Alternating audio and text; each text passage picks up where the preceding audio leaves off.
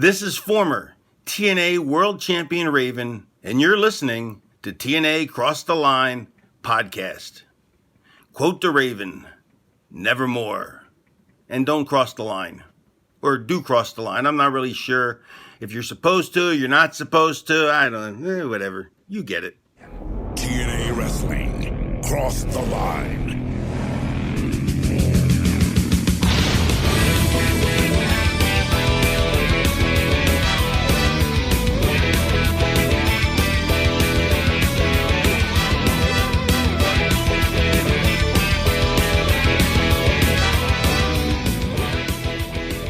And we're back with episode 32 of the TNA Cross the Line podcast. I am Bob Colling Jr. With me, as always, is Dallas Gridley. Dallas, it's another week for TNA weekly pay-per-views. We're going to be in store for some surprise returns, debuts, people we've never seen before, and maybe people that we'll never hear from again. How are we doing this week?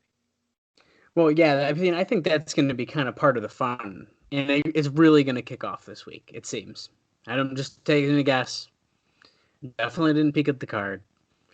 Definitely don't know what's going to happen. So, well, actually, I don't know what's going to happen, because half the time, a lot of these appearances and stuff end up happening in segments. So, right. I'm very curious of what's going to happen, and as we've seen recently, it's really started to pick up. We got Raven in here.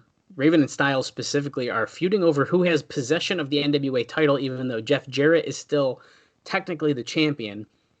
But it's making for some interesting confrontations. Of course, we know Raven kills it with his promos, so it's always great to hear him talk. And it's definitely creating more interest within actually watching the show. Now, last week and the week before, pretty mediocre. Not super exciting. Not, mind-blowing. Last week was better than the previous week, though.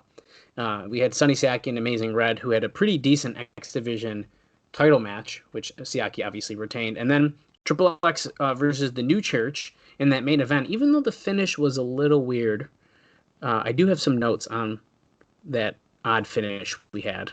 Someone's getting fired. Well, you'll have to stay tuned and listen to find out. But we'll get there. But yeah, I mean, I think it's gonna get really exciting, and I think we when we started this podcast, we said we've talked about it being the Wild West. We talked about there's gonna be people who we didn't even know were gonna be in this company wrestling and stuff, and we did see that in 2002. But I think it's really going to be picking up here in 2003, and as we're the second show into February already, it's just gonna keep going. Yeah, I know for sure in the summer there is a mass influx of guys from the land of extreme that just rotate in and out, and various indie guys. It's like a completely different company come like June. Yeah, I'm really looking. Very interesting. I'm excited, especially for some of the independent talent and stuff like that, and people who it's like, oh, I didn't know they were here. I always think that's fun. It's just like when they love to show their video of Jon Moxley wrestling on Explosion. That's like one of their favorite things. And before they showed it, though, I had no clue. I was like, okay, that's pretty cool. I would have never guessed that. So, I like those kind of things. Like CM Punk. CM Punk was there. I would have never guessed until I found out. So here's my question for you. So when TNA does that, or Impact Wrestling, they'll be like, oh, hey, by the way, Tyler Black, Seth Rollins wrestled here once, or, this guy, that guy, whatever. Yeah. But these are all guys that are usually never, they've only had one appearance, and they lost to, Kip James on Explosion or something. Does it get a little frustrating to be like, it's kind of like with WCW, when they would have Steve Austin and, Hunter Hearst Helmsley under different names and stuff like that. And then they end up in WWE, and they have obviously enormous careers. Kind of the same thing that's happened with Impact. Like we mentioned, Jon Moxley being in there. Seth Rollins did wrestle on Impact. Quite a few different guys that kind of ends up happening over the years. So for me, is like if I was a diehard Impact fan, when they, like Okada, he had a run there too for a little while. So bad that he didn't want to wrestle in America ever again. because he was like, "Fuck TNA." Like, they really ruined my career. Yeah, I mean, I can see that stuff gets really tough, and to a degree, I think being a diehard TNA fan, that's got to be frustrating. There's a point where it's not cool. It's not like, oh, did you know Jon Moxley was here? Because okay, he wrestled here once and he lost in an explosion match, so it's really not that cool. It's cool to like, oh, I didn't know that, but that's kind of where it ends, I feel like. And I think what we're gonna see in some of these earlier stuff, I think it's not gonna be like, oh, Jon Moxley's this mega star now. What could they have done? Because that's not what. It's just, it was a different time. He was a different wrestler, and would he have become a megastar if he wrestled in Impact? Probably not. So I think you got to keep that in mind as well. Whereas like, oh, I'm trying to say a name without spoiling anything. I guess like Raven.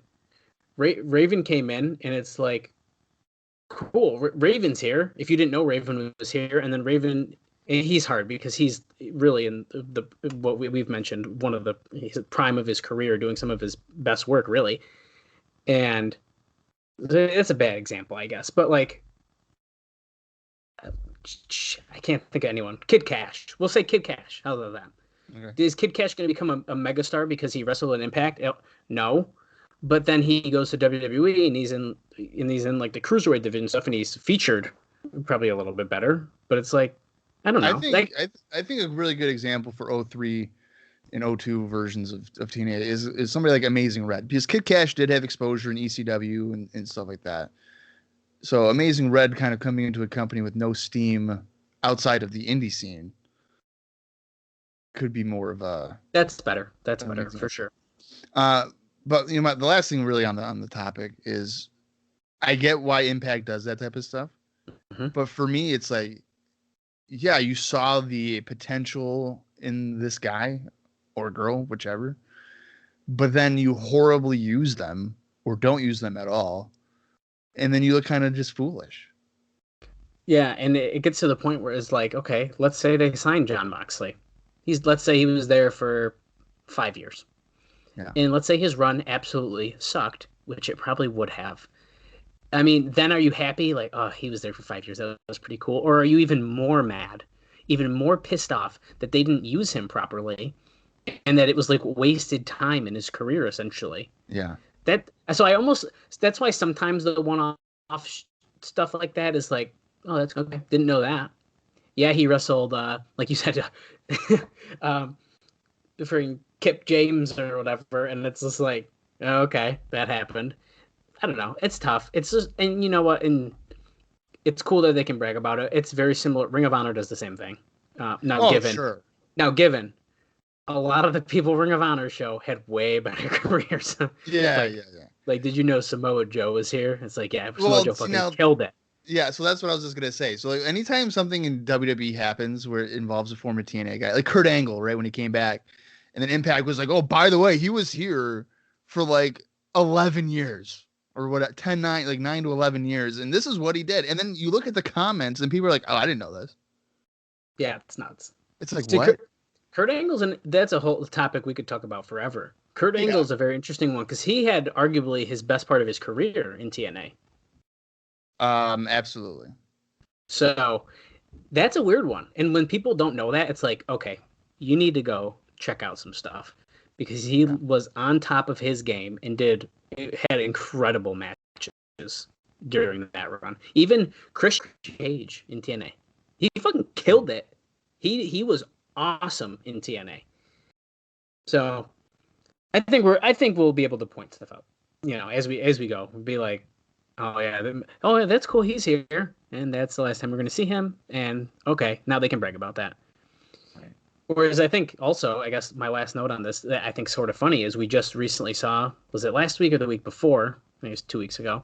Tony Schiavone made his debut, and then he left the business for 19 years. Now, of course, current day 2021 here, Tony Khan and Tony Schiavone have these paid advertisements on TNA where they shit on the company, essentially.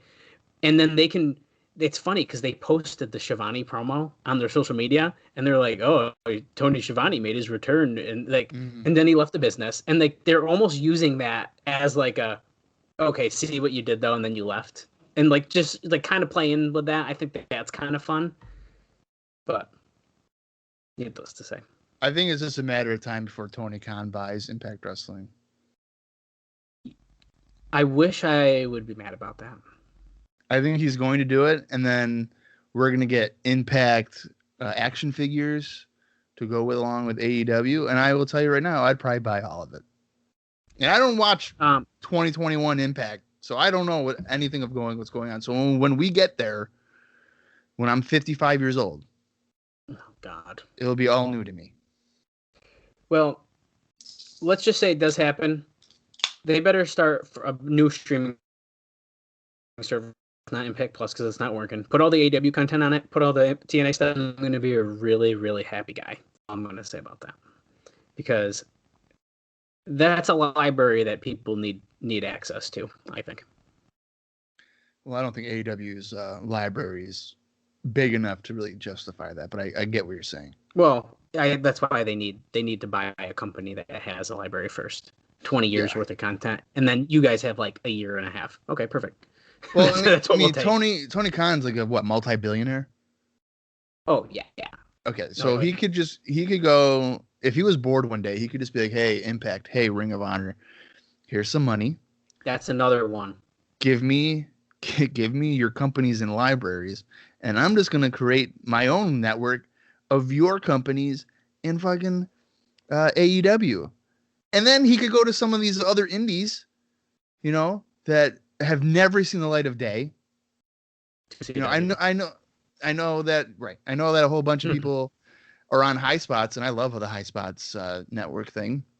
But you could go to those companies and be like, hey, you want $100,000? Well, give me your fucking library.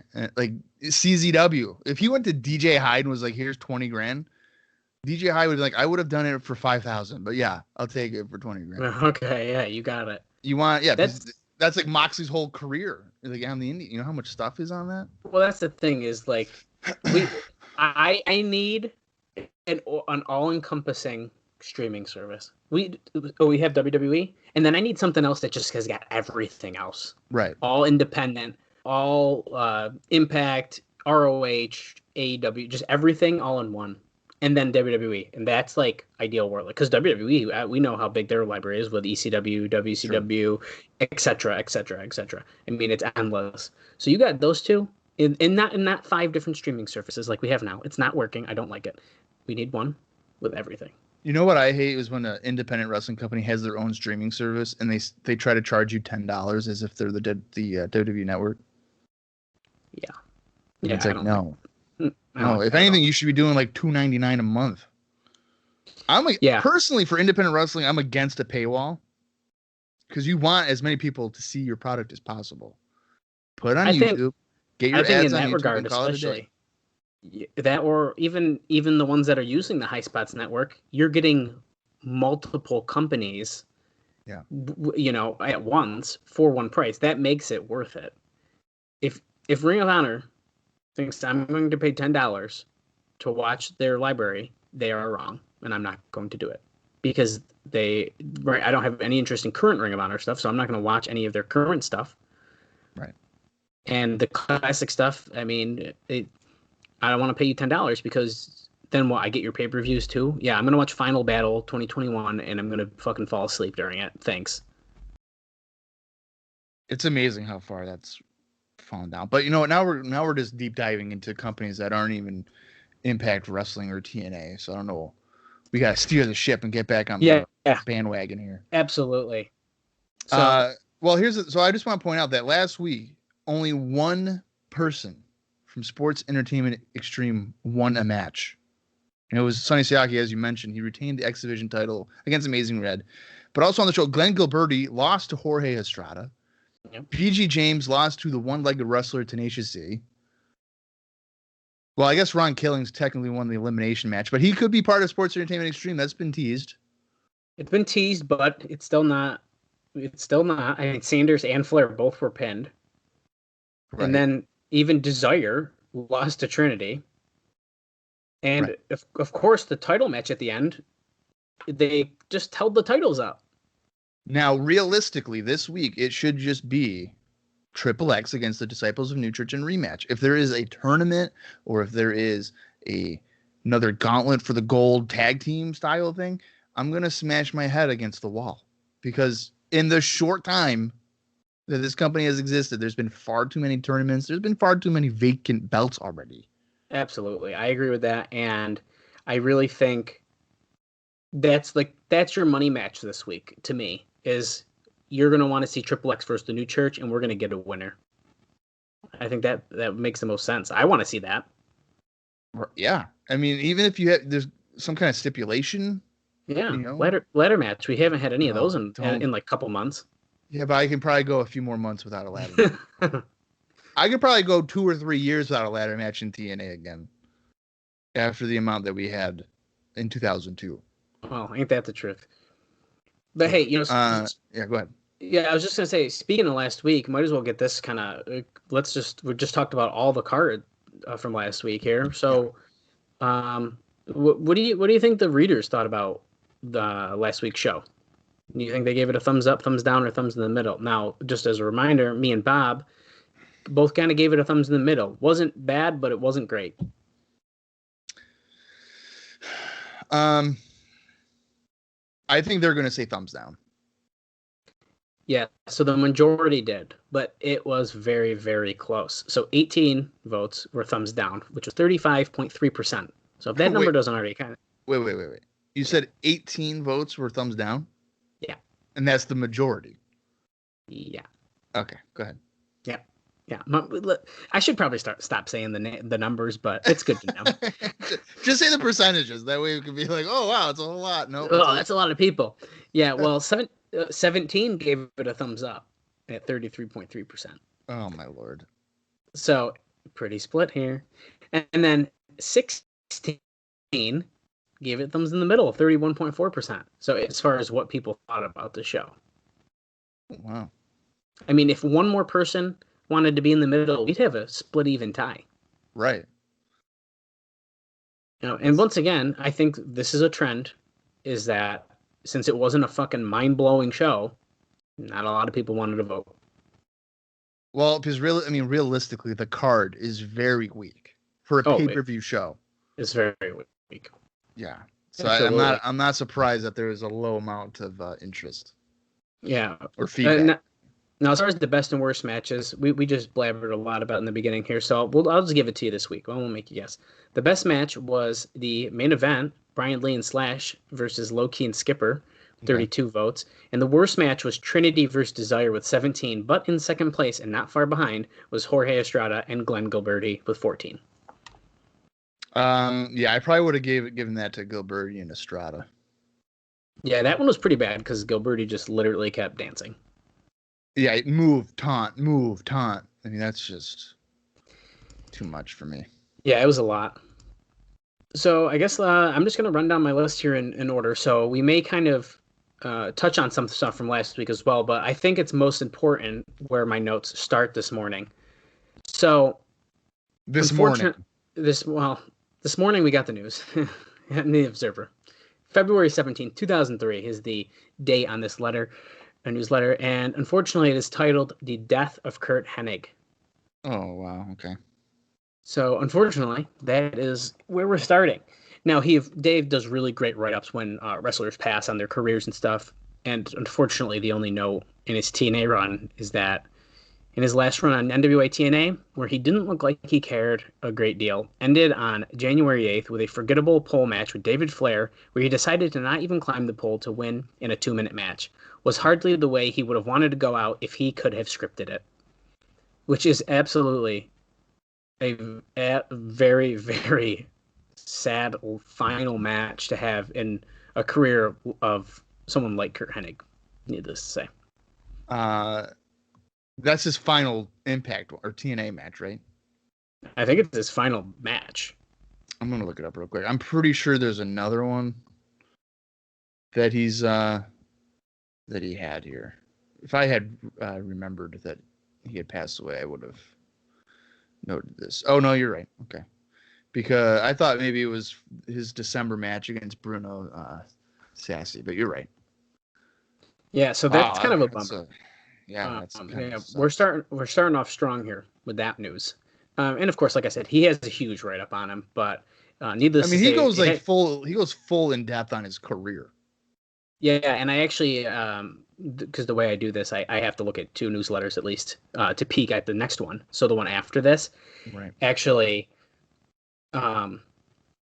he goes even more in depth. So he kind of did a quick write up for this one. The following week has the full career breakdown. So if you are a subscriber and you want to read more into that, would probably recommend it. He always kills it with those. No, oh jeez, no pun intended. He does great on the careers of wrestlers who die. So you'll basically overdose with damn it. He doesn't bury him. Anyway, moving on. Rest in peace, Kurt Hennig, in 2003. Absolutely, yeah. It is a bummer because it was exciting to kind of see him in TNA, even if it was kind of lackluster. Nonetheless, it was a cool name for them to be able to have, especially so early on in the company's time. Yeah, I would say it was definitely interesting to see him in there. Obviously, in hindsight, it's a very disappointing and underwhelming run. But, I mean, I guess it's kind of cool to be like, oh, hey, Kurt Hennig was here. Yeah, for sure.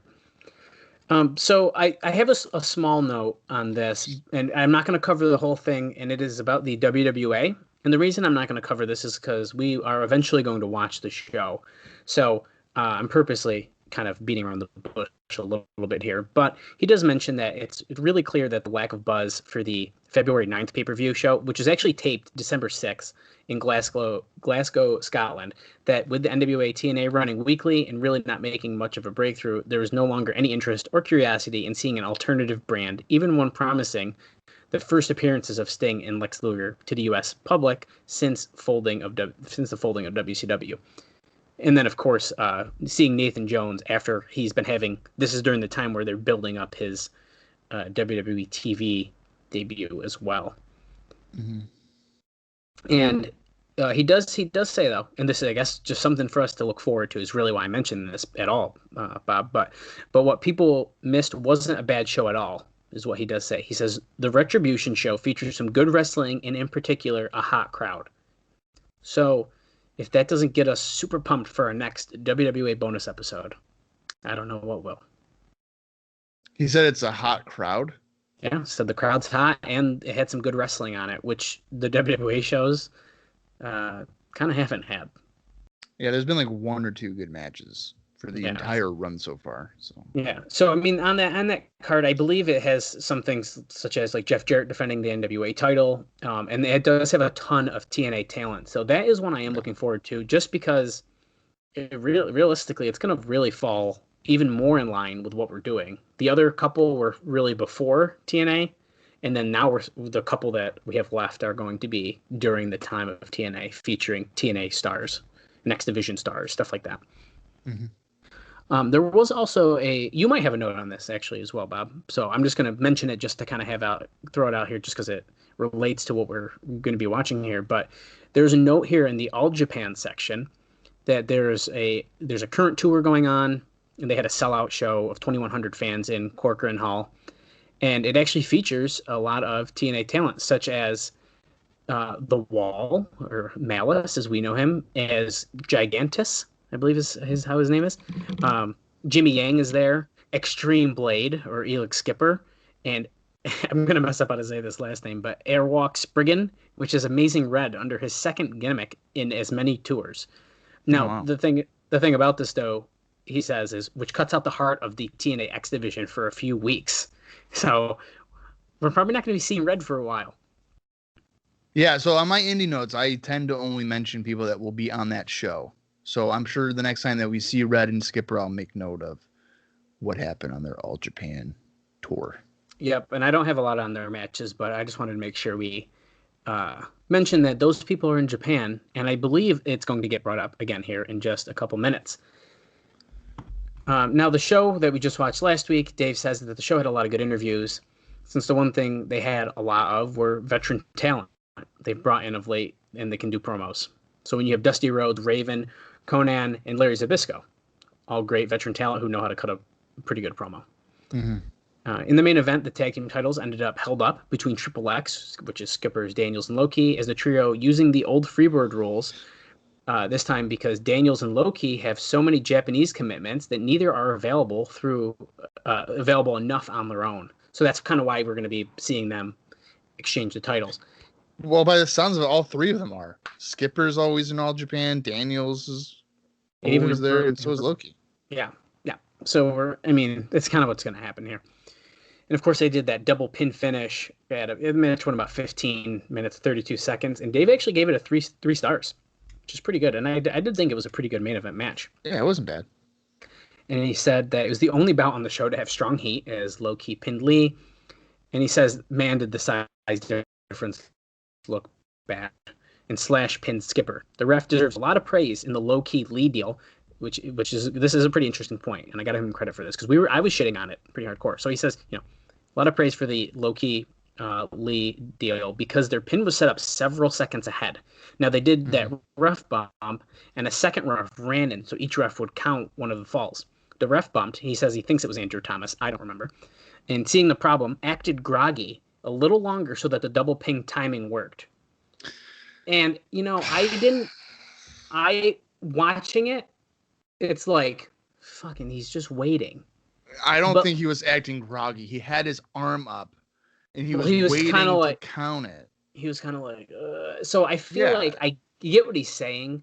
I do not think it was a great finish, but no. I think it makes you, it made me like think and be like, okay, I guess I don't hate it as bad, but I still don't. That's such a stretch because if he's groggy, he shouldn't be anticipating the second cover like that. Well... Because it hadn't even happened yet. The guy was still in the trio with his leg all tangled up in the turnbuckle. Yeah. So I think it was badly set up. I think so as well. And now we know Raven still has not done a match. And this week he was doing an angle where he broke the fingers of AJ Styles. And they say that the plan seems to be to turn AJ Styles back to being a face, which I think is a very smart move here eventually. Well, he was a babyface for like what, 2 or 3 weeks? Yeah, it didn't last long. It did not last long at all. But he should be a babyface. Absolutely. Which is actually interesting to look back on. He really hasn't been face a very long time in TNA. No, I mean, I thought he did pretty well as the cocky heel. Mm-hmm. But as I have said before, the way that he wrestles, the way that he performs moves, and just general performance, it's a tough guy to boo. Yeah, I agree. It just it's like trying to boo Sabu in ECW. Like this guy's doing there you go. Like doing a triple. Yeah, I'm clarifying. It's like doing a triple jump dive to the floor. Am I gonna be like, oh, you suck? No, I'm like, holy shit, that guy just fucking killed Cactus Jack. Yeah, no, I think, and I say I agree with you. And if you've been listening for a while, I think I've argued this point with Bob before. But I agree in the way that I think the cocky heel works for him to be like, yeah, I am that good.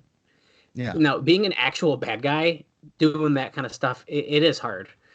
I think it's evolved a little bit because since everyone's kind of doing that kind of stuff, that it's not as hard anymore. But I definitely agree to an extent for sure. Right. When it was so new to do a somersault dive to the floor, that's difficult to boo. But now, like you said, I mean, every match, people are doing that. In the 90s, the undercard was all that, and then your main event was the Hogan back scratch and, nerve holds and all that other boring bullshit. Absolutely. So, yeah, it's definitely changed over the years. Like I could probably boo AJ Styles now because you got Ricochet doing springboard 450s to the floor and whatever else, So it's drastically different. For sure. Now, this next note here is actually interesting, and I think if I had to take a guess, we're probably going to see this in the beginning of this week's episode. So, because apparently after the show went off the air last week, the heels massacred Jarrett as Raven tied him to the ring post, and they whipped his back with a belt, leaving cuts and welts. So after Jarrett unmasked, he attacked Russo. We immediately cut off the air. Mm-hmm. So if I had to guess, we're going to see that about what happened last week, because that seems like a pretty nice visual to be watching. So I really hope to see it. And they've done that before, right? I mean, I know with like Russo and Killings they showed Yes. after the show Attack or Brawl or whatever. Yeah, So.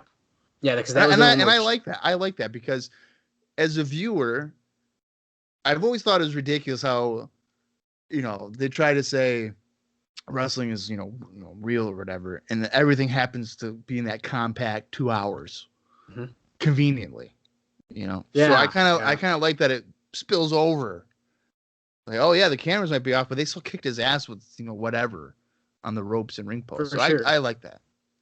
And if this isn't the meaning of Tony Schiavone yelling, the tape machines are rolling, I don't know what it is. Because it's true. As long as they actually show us, I don't mind it. If we don't really see what happens after, I kind of get a little bummed out. Yeah, you got to show the viewer. And Tony Schiavone would always be like, "Oh my God, we're out of time." Figures. We've been watching this for 3 hours, and now you're out of time. Yeah, you couldn't just squeeze it in. Yeah. Now, Dave mentions here that the reason Red didn't win the X Division title, since he was slated to win it a few weeks back and get Siaki out of the X Division, is that Red is going back to All Japan for the next tour, which is what I just mentioned previously. And apparently the new plan is to get the belt to Kid Kash. What do you think about that? I said that. Yeah. I wouldn't mind having Kid Kash. It just seems like that would be a sensible direction. With the way that Cash has been presented on TV or on pay-per-view. I mean, 100% makes sense. Yeah. But you do have to get Siaki out of there. And I would like for Siaki to be, obviously Raven's like the top guy in Sex. Because he's definitely part of Sex, right? There's no way that we're pretty sure. I think we kind of can't deny it. We still don't know. He doesn't wear the T-shirt, but I mean. Yeah. So I would like for Siaki to be like the second guy on the totem pole, and maybe eventually down the line, if Raven tends to be a loner, he tends to screw people over. Who knows? Maybe there could be a Raven Siaki thing down the line. I don't know, but yeah, I kind of like the idea of elevating Siaki upwards. For sure. Now it's also mentioned here that Tenay was toned down and just used as a straight announcer, so he wasn't as out there this last week, which I didn't really think about, but he was definitely toned down. And Konnan did what was described as the most well-prepared interview in the history of the company, as he was studying notes all day. And apparently he did cut a first interview, which was said to be even better than the one that they aired, but Jerry Jarrett felt that at about 7 minutes, it was too long. So he did a second, shorter, but similar one. So that was pretty interesting. And of course, if you remember, we discussed most of the things he was saying as he was talking, or trying our best, but he brought up racism against the Latinos, but his delivery almost made him a babyface doing so, while claiming that Jarrett, Vince McMahon, and Eric Bischoff were racist promoters, and there were a lack of Latinos in power, then bringing up that boxing is largely carried by Latinos on pay-per-view, noting most of the big draws behind Tyson are Latinos, and talked about he says Latinos a lot in this, in other sports like baseball, as well as bringing up his own track record as a draw in Mexico and California. Now, if you remember, he does tell a story about Mike Tenay. So that story that he does tell about Mike Tenay being in a restaurant in Tijuana when the soap opera Conan was on and playing on television, and when Conan appeared on the screen, everyone in the restaurant stopped working and watched intently, was apparently a true story. I thought it was super interesting. Yeah. And so along with this Conan stuff, it's kind of, they're teasing like he's going to bring in some people and stuff. So there is apparently some talk of Conan leading a Mexican contingent against the X Division guys. But he says that would work better if people like Daniels and Low-Key were actually in the X Division as singles wrestlers. And apparently some people like Super Crazy have been talked about. Ricky Marvin, who is another name considered, has no proper paperwork. And another name thrown around was Volador Jr. So those are a couple names. And also, a very familiar name, Juventud Guerrera has expressed interest, but his reputation has taken a beating since the end of WCW, it's said. Guerrera makes sense in terms of his reputation kind of taking a hit. Super Crazy would be fun. I don't think he's done really anything mainstream since the end of ECW. Yeah. I would love to see La Parka. That would be cool. Yeah, I mean, I know he did some MLW stuff, so he's definitely been in the States. That's a really cool that idea. could be fun if Conan did that. I just have no interest in seeing Conan in the ring. Well, I think this almost teases as if he wouldn't be, and I think that's even better. Like, yeah, Conan. I feel like he, especially in 2003, like he kind of needs to be like the mouthpiece and like he's ringside for you. He's like your talking guy. I think it could work really well. I'm interested to see what they're going to end up doing with that because I think if we get some more international talent, I think it's going to really spice up the division and make it pretty interesting. Right. Oh, Bob's jamming out over here. No, my mom sent me something on Instagram asking if this is SpongeBob. You can't see it, but it's Patrick Star. So I don't know why she would think that was SpongeBob. Okay. Well, anyway, of course. Yeah, it's a random thing. I know, but that's extremely random. Yeah. Tenacious Z debuted on a national stage, and they gave him the win over BG James. I think was it last week or was that the week before? No, it was last week. It was last week. Jeez, they're all blending together. The story on him is when he was 8 years old. He lost one of his legs from the hip down due to cancer. Most people know this already, of course, now. But while in the hospital, true story, he was visited by Hulk Hogan, who inspired him to become a pro wrestler. He says it's a very weird deal because on one hand, he deserves probably the more credit than anyone in the business for what he can do given his handicap. Because he's got these three impressive spots that we've seen: the one-legged drop kick, the leg lariat, and the acai moonsault. And how he gets so high when he does these moves is phenomenal, Dave says, which it is. I mean, when he did the moonsault to BG James, it was like, holy shit, like he gets so high. It's crazy. Yeah. But he says, on the other hand, because of his limitations, that he comes off more of a novelty attraction. Well, it's kind of insulting, I feel like, but I also sort of see what he's kind of getting at. I do too, and I don't know if I'm going to word this correctly. And I mean, I'm going to say it, but I'm not meaning it in a disrespectful way. You go back to Andre the Giant, right? He's 7 foot, whatever, 500-pound guy. Later on, Big Show too, whatever. Professional wrestling tends to have, like a circus feel. I know what you mean. It is. I mean? It's about the attraction. It's like, oh, what kind of weird, crazy, unexpected thing are you going to see now? Oh, it's when they would use little people. I was just going to say, I mean, when we saw Puppet and Tio fighting in a hardcore match, it was not because they're athletic. I mean, I hate to say it. It's just, that's just the truth. Yeah. I mean, obviously Zach Gowen, Tenacious Z is not like a sideshow, sideshow freak or whatever, sure. How people want to word it. Because that's how impressive. I could see people, right. But I could see how a viewer could see that being presented as such. Like, oh, look at the one-legged wrestler. And it almost turns into I got to see this guy. Yeah. I didn't know that you could do that, so I got to see it. Yeah. So, I mean, I definitely understand that. I think that's a good point. And once again, he is super impressive. So I think that does make up for the fact of like, oh, he's just an attraction. Because he can work pretty good. I mean, he's definitely one of the, I would say he's certainly not insulting to the viewer of watching him. So he can definitely perform well for a guy that's got one leg. For sure. He's better than a lot of guys that have got 2 legs. Exactly. I think that's the real telling part there. Yeah. But now he does also mention here that he heard everyone loved him and his attitude. And he thinks that he should be able to get legit mainstream pub for what he's able to do.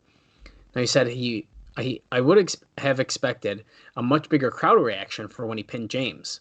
Referee Scott Armstrong, feuding with his brother, kicked the brother low to set up the inside cradle finish. He said that the feeling was he tore the house down in a dark match the previous week, and the same fans didn't pop as much seeing him a second time. So I think it's pretty interesting. Others said that the place was about to give him an impressive standing ovation again, but then they had Raven hit the ring and attack him right away, which cut off his moment, which is a really great point. And that his match of previous week against his trainer, Truth Martini, was also said to be better. Well, he was fought BG James last week. What did you expect? And he says part of the strongly ingrained knowledge that it is to all work as opposed to people knowing, but not having it shoved in their face while watching the show in the modern era is the big, quote, upset. Doesn't get the pop it did in the past. So older fans can, of course, remember things like 1-2-3 Kid going over Razor Ramon, which we, of course, cover over on IcoPod. It's still happening 2 years later. But, or he says that Mulkey's over Gladiators on TBS, which he says wasn't capitalized, but one of the most memorable, and Razor Ramon 1-2-3 Kid is a very memorable. I can't say the word. Memorable. Jesus. I don't know why you added 3 M's to that. Bob, it's a lot of words. Okay. Memorable. Memorable. Well, okay. Anyway, memorable. Memorable. There you go. I got it. It's because Dave fucking word vomits, and I just keep stumbling over my words. God damn it. Anyway, I got some great news that Bob's going to get really excited about now. Oh, God, okay. There is some interest in using Dale Torborg. Oh, come on, man. He says, since he wants... What? Isn't that the Kiss Demon? Yeah. Oh, my God, no. What? Well, it says that since he wants to wrestle and has ability to get mainstream press because he's the strength coach for the Florida Marlins, and his father was a famous player and manager. No. Yes. You know what? This is bullshit. If Kiss Demon comes in, then I demand Glacier. Well, I'd pick Glacier over the Kiss Demon. Ernest the Cat Miller. Oh, I'd pick him way. Vampiro. Give me Great Muda. Bring them all in. Hey. Knock it off. No spoilers. I want them all in. Insane Clown Posse. Let's not push it. Sean Stasiak. Get Chuck Palumbo. Bring them all in. I'd take Sean Stasiak. Anyway, another name. No. Over some of the other people you just mentioned and Dale Torborg. Yeah. What? No. I would take Sean Stasiak over Dale Torborg. Get out of here if you don't agree with that.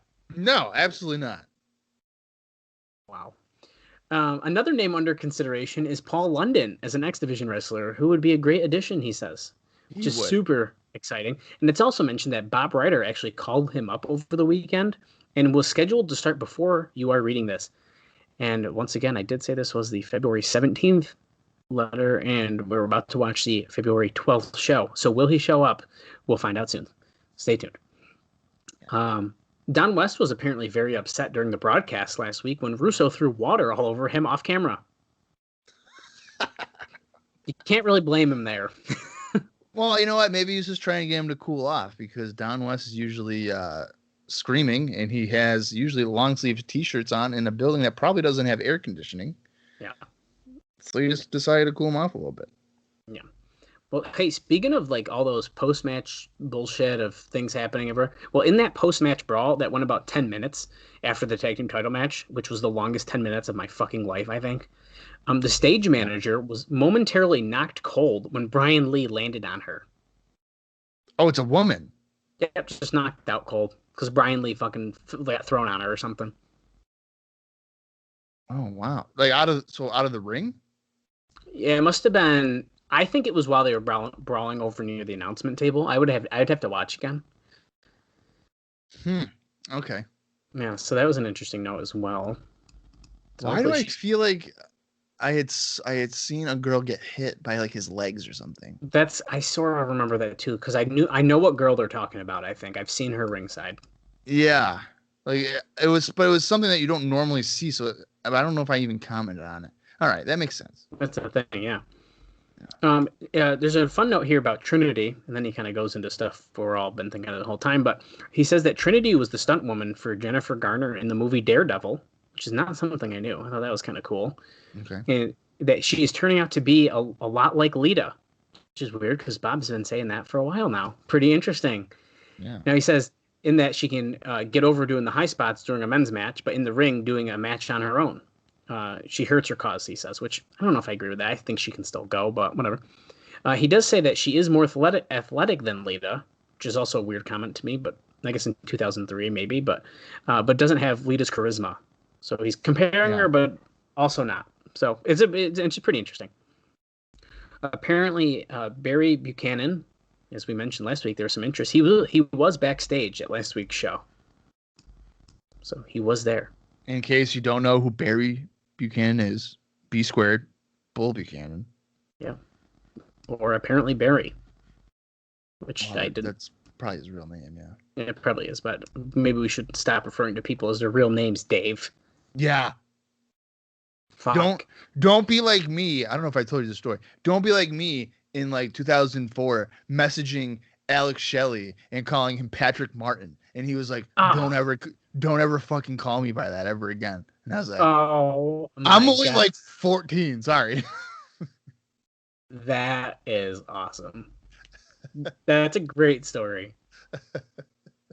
I didn't know how you're supposed to do it. So I was just like, hey, hi, sure. That's yeah. And he was like, do you know me as Patrick Martin? And I was like, no. And he's like, keep it that way. Wait, why'd you message him?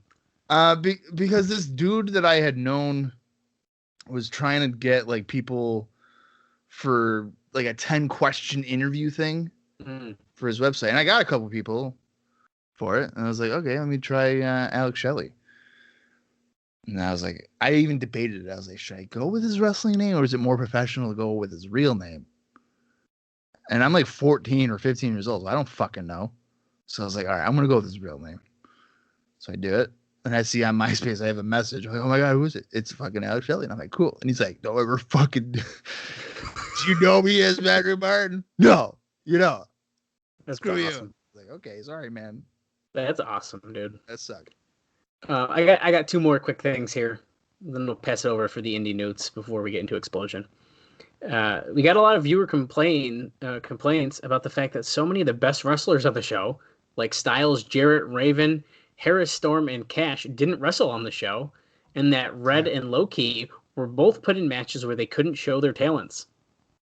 Thought that was a pretty interesting note there, and a really good point.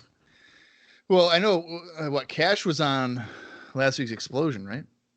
I believe he might have been. Yeah, I'm pretty sure he was. Yeah, like I said though, last week's episode, in terms of interesting matches and star power, was way low. And yeah, I mean, Red's not going to be able to really shine against Siaki. Jerry Lynn involved with Sanders and Flair. I mean, Ron Killings is pretty solid, but yeah, I mean, I don't know if I would go out of my way to complain about it, like to the company or whatever. Give me a break. Well, if you are, if chances are, if you are subscribed to the newsletter, you're a little smart, Mark, and you're going to be like, Dave, I'm pretty pissed. Raven didn't wrestle even though he's been here for 3 weeks and he didn't wrestle. Wait a minute. They complained to Dave? He says we got a lot of viewers. Yeah. This is like to Dave. Oh my God. Like fans bitching. What are they going to do about it? No, absolutely nothing. So that's the fun part of that. Now, my last note is actually kind of silly, and I think you're going to laugh at this one, or maybe.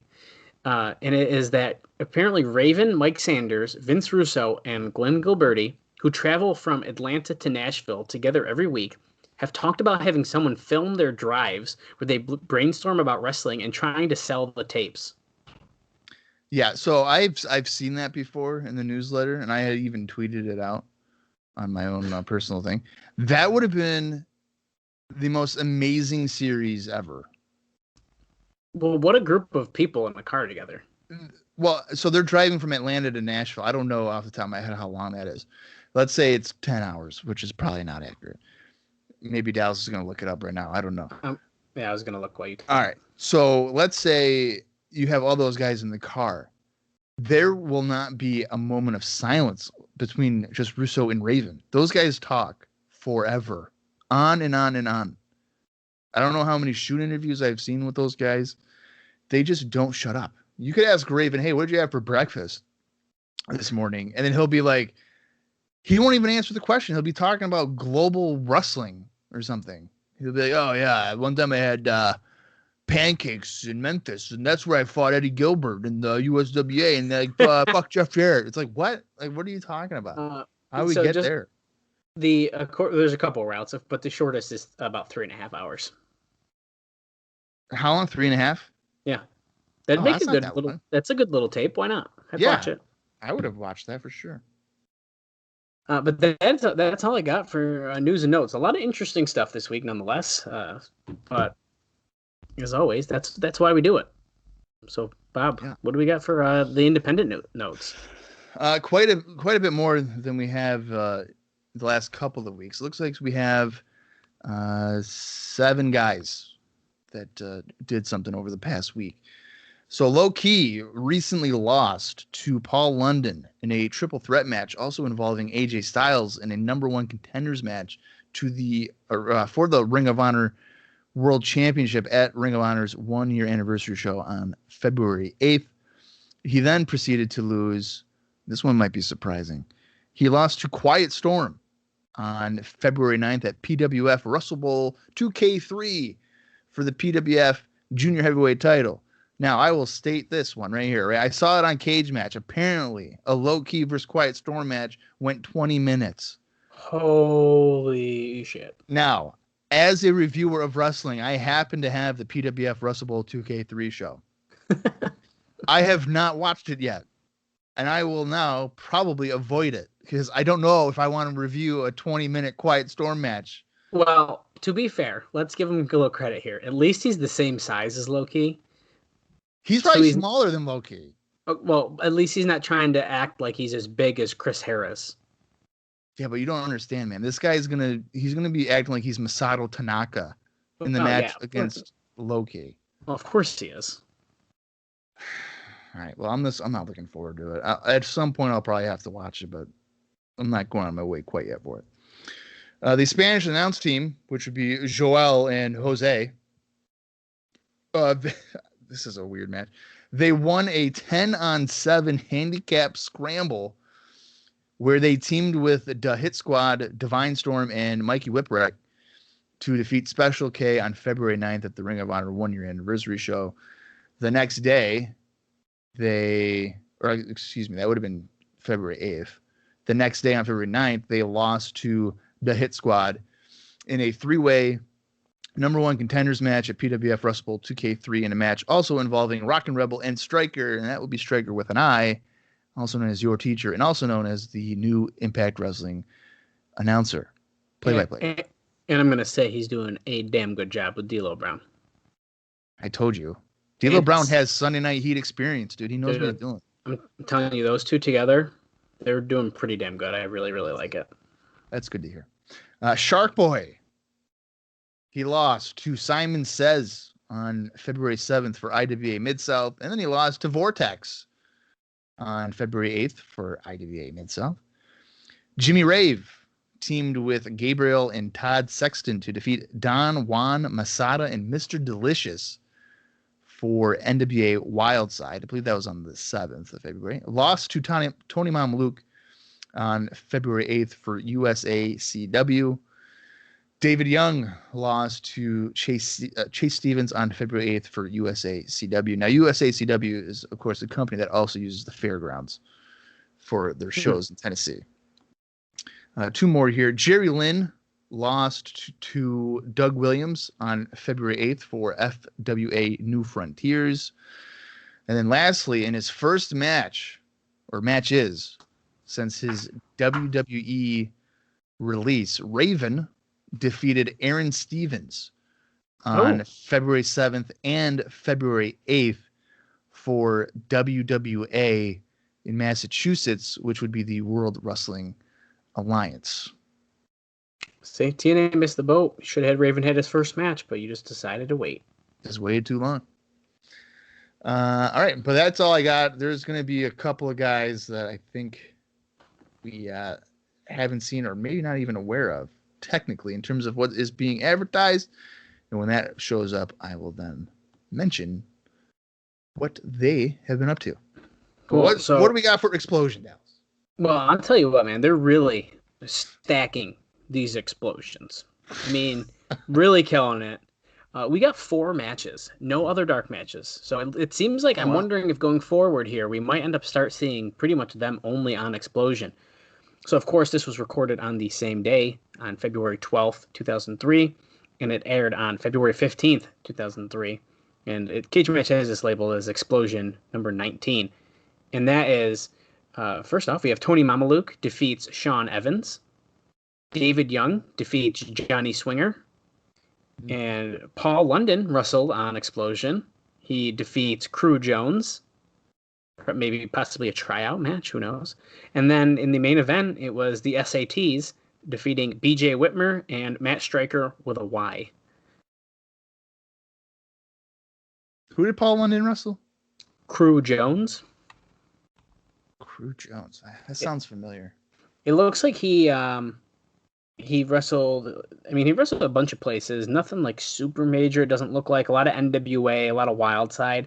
But then actually, I look here. I just clicked on it. It looks like he actually wrestled again in TNA at a house show in 2012. Kind of like Slim J. Yes. Yeah. I miss Slim J. I do too. Grabbing my nuts, man. Whatever, dude. I'm Eminem. I don't care. Yeah, it was kind of weird, but it's okay. Good times. All right, so that's all there is for Explosion. That means it is time, I guess, now to watch the February 12th, 2003 NWA TNA weekly pay-per-view. I'm actually excited to see this because I think there's some interesting stuff going on. So I'm going to count down from 5. When I say play, press the play button. Go to Impact Plus on Fight TV. Don't get the goddamn app because that shit don't work. Dale still is. They've never talked to him about it. No, I never got an email back. Never. But he got his money back. But you're damn right. Thank you, PayPal. Screw their customer service. So here we go. 5, 4, 3, 2, 1. Play. Oh. Damn it. I figured. Yeah, I'm pumped. Oh, Kurt Hennig $10 salute. Yeah, okay. That was a pretty sad way to start this. I was excited. And what do we have? It looks with a chair, and it has this picture. Oh, there's his boots and a towel. Yeah. And the nice. Now that's his gear from I think his first show. Yeah, I think it was that outfit. And then of course his name 1958 to 2003. I'm just glad they spelled it right. A lot of people added an extra N in there.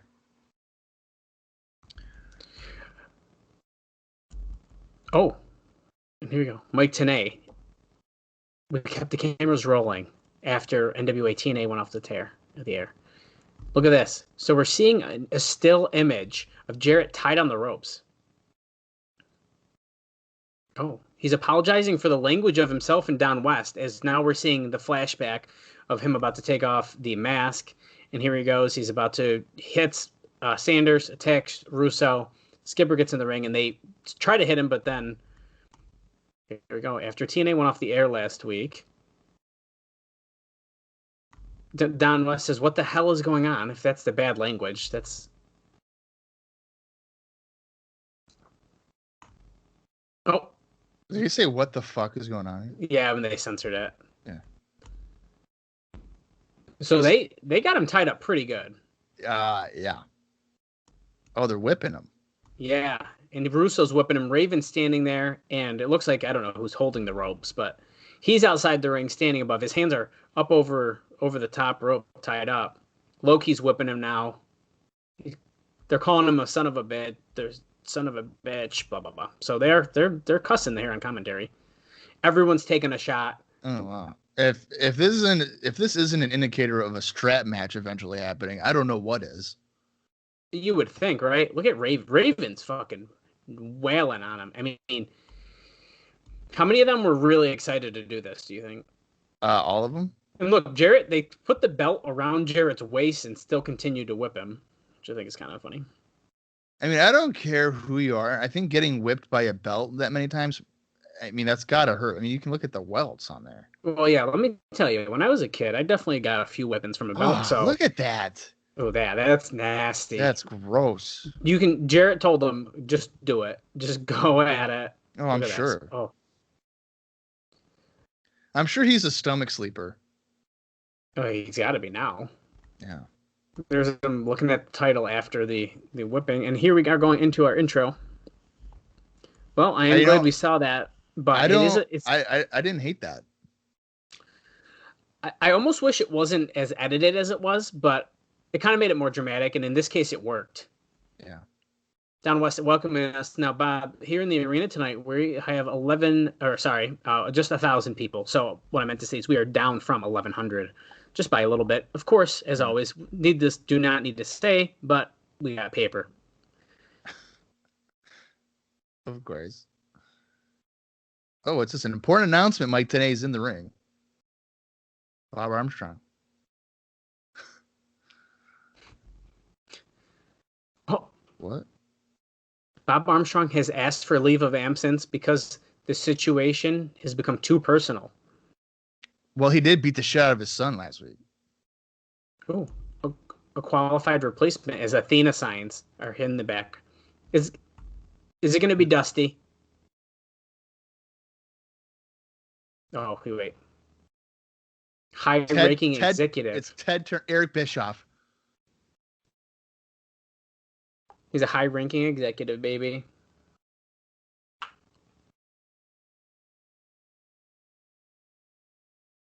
Eric Bischoff, NWO. Oh, no. Okay. J.J. Dillon. Oh, God. Well, wait a minute. That's sports entertainment extreme music. Well, JJ's like, confused, what? too. What's Jared's going like, on? what the fuck? Here comes Russo. J.J. Dillon looks like Jeff Jarrett if he was 75 years old. Have you ever seen the movie Looper? I don't think I have, Bob. I've heard of it, but I don't think I've seen it. Okay, because I never realized how much Jeff Jarrett and J.J. Dillon look alike. Yeah, they kind of do.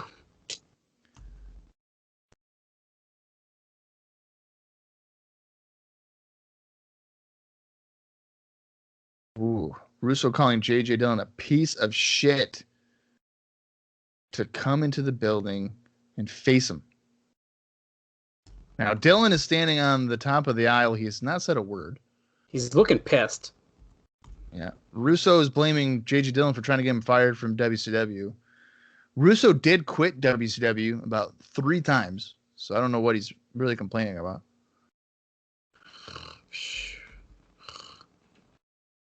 Russo sucks. That's what the chat's crowning. Have you noticed how much younger the crowd has been since Russo's been there? Wow, that's a really great point, actually, Bob. Because when we started off, it was like the front row was about 55 to 70-year-old women. Wow, that's such a good point. Yeah.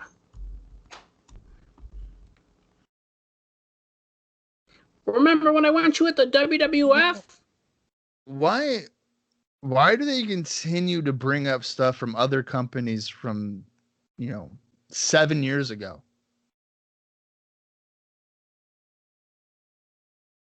Always saying that McMahon realized that Dillon was worth nothing, so he eventually fired him.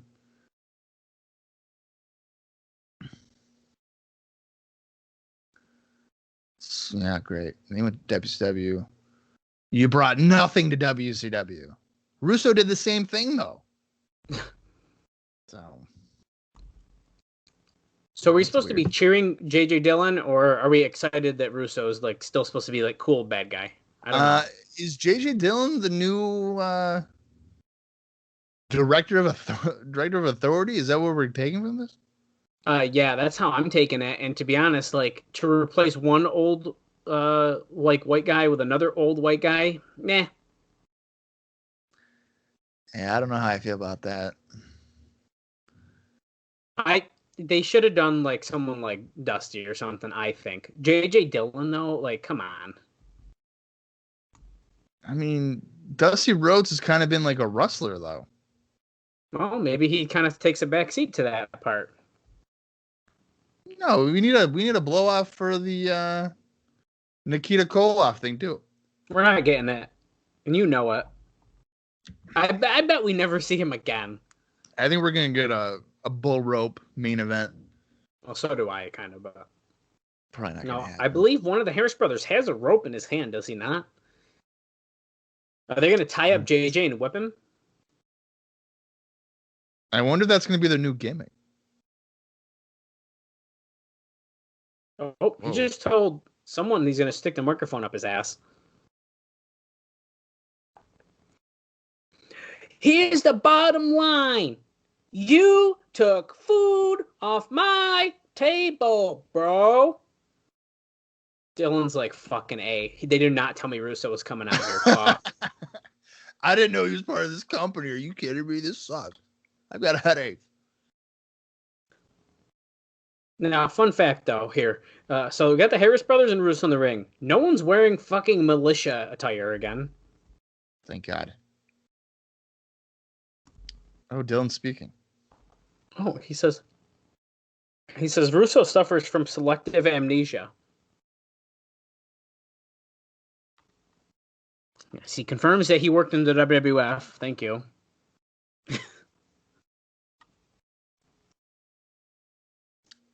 Oh, JJ's saying that he left the WWF on his own. Look at today, like, oh, you talked to Vince McMahon? Interesting. I like how TNA always has that like question look, like, oh, Mm-hmm. what is going on here? Now, this is unfortunate because we are starting off in our start the pay-per-view with we're almost at 9 minutes and we have not seen a match yet. Or 10 minutes, I should say. We're almost at 10 minutes. Yeah. Oh, wait. Eric Bischoff. Who else can we name drop tonight? Eric Bischoff, Vince McMahon, Ted Turner. What does this have to do with anything in TNA? Well, nothing. That's what they keep doing, though. They keep doing these interviews with Russo, and it's all about WCW. They talk about him. Hey, you did this in the WWF. It's like, I understand they're pretending to try to bring credibility to these people, but it's not working. Look at Russo sitting in the ring. He's about to take a nap. Well, I've heard this story about, listening to JJ Dillon talk generally does that to people. Yeah, what's the joke with Conrad? He had a podcast, and it's like, yeah, if you want to fall it makes asleep. him fall asleep. Yeah. I didn't even know that he had one. I don't know if he does anymore, but I don't think he does. I wonder if it's even still on like Apple Podcasts or anything. Because I'll tell you, I would have no interest in listening to a JJ Dillon podcast. Like, what the hell? no, I want to listen to like Eric Bischoff's first podcast that he stopped doing because it sounds like he went like too crazy with it or something. Yeah, I don't know. Or like it got him in trouble or something. I want to listen to that stuff. I don't know what the problem was. I know that he stopped doing it because I heard that he got shorted on money. Oh, well, that makes a lot more sense then. Hey, Oh, Russo's like, hey, do you want to see action? The Harris brothers. Who's that? It's Sandman. Okay. Sandman running out and attacking the Harris brothers with a kendo stick to save JJ Dillon. That's kind of bizarre. But nearly hitting the first row. Yeah, this is kind of weird. Sandman is saving JJ Dillon. He's just attacked the Harris brothers with the kendo stick. Crowd is going nuts for Sandman. Well, he didn't raise the arm yet. Then they're really going to go nuts. Get ready. There it is. The beer. Chug it. Yep. Smashes the can and spits it out. All right. Well, this is, I guess, one of the... I wasn't expecting him to come out this early, but Sandman is one of the guys I was mentioning. So before this, he's been regularly working for XPW and USA Pro. He, I believe, still has a feud going on with Pogo the Clown in XPW. Wow. Which is like an infamous feud, like a lot of people talk about that. Pogo the Clown being a gimmick based off of like the child molester clown guy that killed a lot of people. Wow. Okay. Yeah, it's pretty creepy. He recently lost to Sabu in a TLC match for USA Pro on November 22nd, 2002. And he actually, according to Cage Match, hadn't wrestled since December 21st. Oh, wow. Where he lost to Pogo for XPW. So I don't know if he's going to be wrestling here tonight, but that's the last time that he wrestled. It was back in December. We're at the table now. Don West this is one of the first times he's wearing what not the a hell silk is that? Shiny shirt. It's black. They are saying Jeff Jarrett's not scheduled for tonight's show. He's like, let me look at my sheet. Okay, talk about tag match. Okay, tag team title situation. Well, we don't know what the fuck's going on, but we're gonna go show you the videotape. And apparently, we're gonna look at the history between the belts. So we're getting. Oh no, this is last week's match. Okay. Yeah, so let's get that. Yeah, it was Andrew Thomas that was knocked down. Dude, I'm telling you, that ref bump was good. That was one of the best ref bumps I feel like I've seen. It actually looked like an accident. Okay, so here we go. Now. Oh no, they cut it. They added it. Yeah. They avoid it. Smart. That's good. Good on them. Yeah. But it looks like it was Rudy Charles that would have been the guy that hesitated. Well. And then Scott Armstrong is like, well, we're actually holding up the belts. By the way, my dad's in charge, so I can do that. Oh, who's this? That's new. That's not. Hold up. It's a brunette. Usually we don't see a brunette. It's usually a blonde. We've seen a couple, but yeah, it's very rare. Usually it is blonde. Oh, look at this. Oh, starting out with the Rock and Roll Express. Ricky Morton, Robert Gibson. What? Son of a bitch! Oh, God boy. Damn it. This is bullshit. First round match. Wait, they said whoever wins is going to be facing Triple X. So it seems that Triple X is not actually stripped of the titles.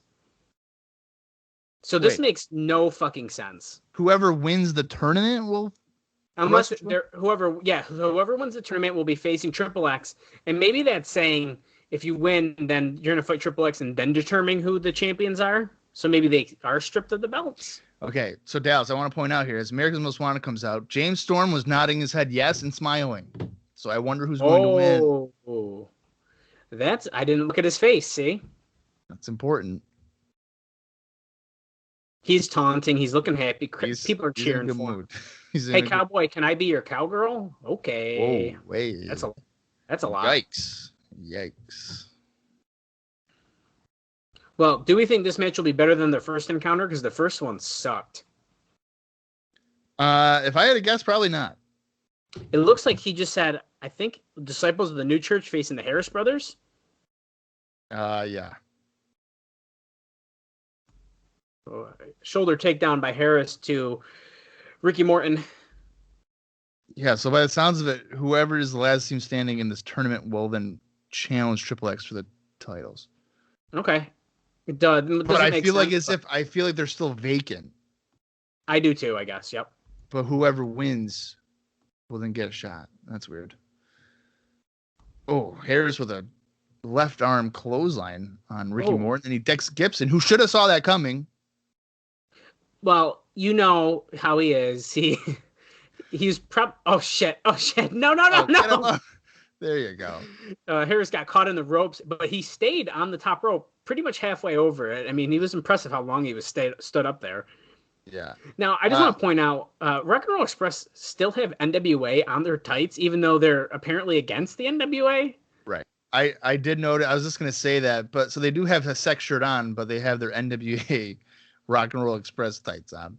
Well, at least they do have the sex shirt on, because the last time when they turned on these guys, they just wore TNA shirts. And that time, they each wore one backwards and one the regular way. This time, they're both wearing the shirt the same way. Yeah. Gibson, though, the back of his shirt is torn. I don't think Morton has his back torn. I thought it was. Maybe I didn't see it right. I haven't seen it properly, but I know Gibson does. Because, it's the 80s, man. That's what you do when you're a rocker. Yeah, you cut the back of your shirt halfway up so they can see your tramp stamp if you have it. As he gets a clothesline in the corner to Harris. Morton does. Morton does, yeah. Holds the arm for a kick as Morton gets tagged in here. Listen, I know we're early here, and I really don't want to jinx us, but I'm already not as bored as I was the first time that they fought.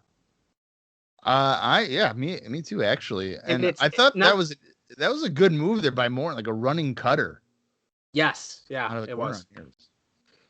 And now Robert Gibson slowing it down with a headlock. Yeah, as soon as we're like, oh hey, this is going well. Wait a second. Oh, that's good. Harris got the tag, and as Storm got in, the ref was like, "No, I didn't see the tag," because he had him. he had him kind of tucked back. That was pretty good.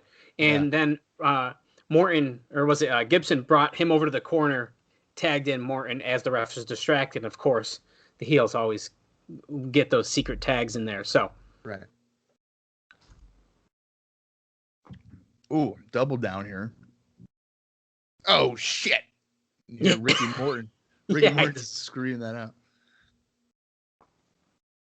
Who's going to recover first? Who's going to get the tag? Well, neither one of them at this point. Ricky Morton actually kind of looks like he's in pain, but I mean, that's why he's probably like, oh shit, I just concussed myself. But he's in. Oh, well, he's still bumping. James Storm was happy to be coming out, and he looks to be inspired here. So he probably liked the booking sheet this week. Yeah, he's not sad. He's good again.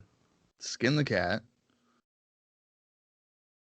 Oh, I'm assuming that was like an enziguri. Yeah, it looked like an enziguri to Ricky Morton. A pretty stiff one. Look, he took his head off. His mullet almost fell all the way off, but Hangman's noose neckbreaker. Yeah, that was. What it calls it? Yeah. Gibson breaking up the cover, even though the referee's yelling at Harris for some reason. Oh, but look, he switched the pin, and the ref's like, "Oh shit, you're right." Oh, kick out by Storm. Oh, he popped 2. He's making sure we know that was a 2 count there. I think Morton was knocked a little loopy because he was slow to get up off that, and he looks out of it. Yeah, he kind of does. Gibson backdrop to the floor. Yeah, he's a pro here though, so he's just gonna keep going even if he's got a concussion. I wouldn't recommend it as the America's Most Wanted double drop kicks. Ricky Morton after they throw him into the corner and he bounces out. Chris Harris is like, yeah, brother. Raven effect DDT. Arm up. Was he doing a jackhammer? Oh, he's doing a Mr. Perfect fisherman suplex. Oh, that's why he put his arm up. Yeah. Oh, and he won with it. With the Clean perfect in the middle. Or Hennig-plex, as they call it here. Oh, is that why they have the armband? That must be for Kurt. Yes, it must be. Oh, Who's what that? is this? Oh, it's Loki. But he's got the tag belt. Oh, because it was at the announce table. Yeah. Wow, Loki just decked American Most Wanted with a tag title. Don West is like, there's no call for that. I can't believe they would do that. Oh, okay. Blowing some snot on him. I hate that. That would be a COVID violation if I've ever seen one. Yeah, absolutely. Would not recommend doing that. No. Dallas, I'm assuming you don't have the 2021 Royal Rumble kickoff show on your screen at all, do you? No. All right. I'm watching TNA. Well, I am too, but I just have it on my TV in my bedroom here. Because I didn't want to miss any of the Royal. When you mentioned that we might miss a Royal Rumble, I was going to be really upset. Oh, well, I mean, I see what you mean, but yeah. It is what it is. This is our fault. I think that's Lollipop. That was Lollipop. Oh, Goldilocks backstage. She's going to the Sports Entertainment Extreme area. Oh. Get away from me, bimbo! He's yelling at Goldie. Looks like she just left a rock show. She does. She's like, who are you waiting for? Oh, Raven. Raven getting here late. He's pulling the Kevin Nash.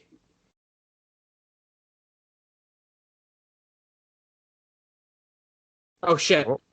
Whoa. Raven did not look thrilled that Sandman was there. He was like, oh, man. Yeah, he's like, what do you mean he's here? And he's like, you know why he's here. And he's like, dude, no, I don't. What is he doing? Sandman just... So he chased after Raven, who then ran into the sex locker room. And shut the door, it looks like, huh? Yeah. And Sandman's outside of it. Sandman's going to light up a cigarette. His forehead is bleeding from the beer can smashing that he did.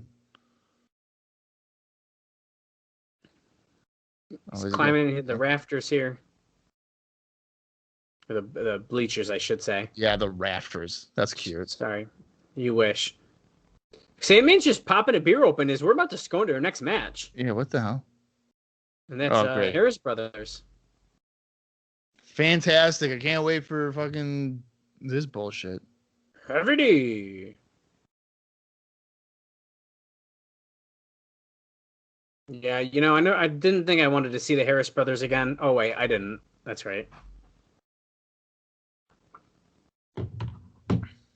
They're fighting who? The disciples of New Church? Yes. Yep. Now let's just point out here. Ron does not have the shirt on. Don does. He's the fat one.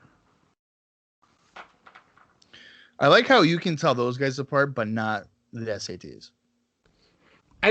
I just remembered the shirt thing. I feel like the Harris brothers are way more difficult to figure out which one is which than the SATs. Well, I can't tell them apart besides that. Like, if he took his shirt off and he never had that difference between them, I'd have no clue. And here we're going right at it. Now, the clear favorite has got to be the New Church here, right? And then we'll get another confrontation between the New Church and Harrison Storm, right? I guess from a storyline perspective, yeah, because when they had that interaction backstage, that kind of maybe hinted towards it. But New Church are, I guess, they're baby faces. Yep. So in that regard, it almost is like the Harris brothers kind of got to win, right? Don't speak that into existence, Dad. I mean, I don't want it to happen, but I'm just saying. Yeah, well, don't say that. Brian Lee with a DDT on Heavy D. I only knew that because Tanae said it. The bulldozer, Brian Lee. Yeah, here comes Slash.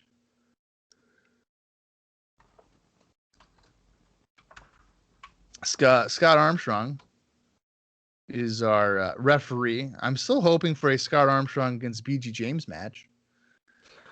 So am I. He never replied to my question. I'm going to get it out of him. Yeah, maybe he'll actually answer the legitimate TNA Cross the Line page. He'll be like, hey, this isn't just Bob Colling. Instead, this is the guy. TNA Cross the Line podcast. Slash, slapping, punching, down on, I think, Ron, maybe. Yes, from Ron. Yeah, because he doesn't have the shirt on. Yeah, so steps in the corner. Don just grabbed a chair and put it near his corner, so we know that's going to come into play as Slash drop kicks Ron, and then drops a knee. He's really bringing the beating down here. He's absolutely destroying him. I wonder if Don grabbed the chair because he was like, I don't want to walk over here again in 6 minutes, so I'll just bring it over. Oh, he's got it right now. Tanae's got interesting news. Oh. Ron just kicked the chair into Slash's head. J.J. Dillon had an announcement before he was interrupted earlier. Next Wednesday, 1 week from tonight. Whoa. That's wicked big news. That's a huge match. Next week, we have Jeff Jarrett versus AJ Styles for the NWA title. Wow. What else? More. Main event matchup for tonight. Raven versus the Sandman. Okay. So Raven's first TNA match. Yeah, this is Sandman. They've had quite the history in ECW, obviously. See, I'm excited, but it just kills me that they don't advertise this shit. I know. You would think that somebody would be like, "Oh, check out Raven Sandman tonight." Well, next week Styles and Jarrett is huge as Don slams a chair on Slash's back ringside, and Brian Lee's like, "No, I'm the bulldozer. You can't do that." And it does absolutely nothing but just shoves him into the ring, and then he rolls back out. And that was a waste of time. Yeah. Now, I do find it sort of interesting that we're getting Styles Jarrett before Raven and Jarrett, just because Raven kind of did it first, and he kind of took it first. What the fuck was that? All right, so Mitchell, I think, got on the apron late, or no, he's not even selling it. But Ron collided with him, and he just fell off for a moment. This has got me thinking, and I might do this for WrestlingRecaps.com, and I know that we try to do it, and then we just stopped doing it. But what if TNA started off with a 1-hour TV show? Just how much drastically different would it be?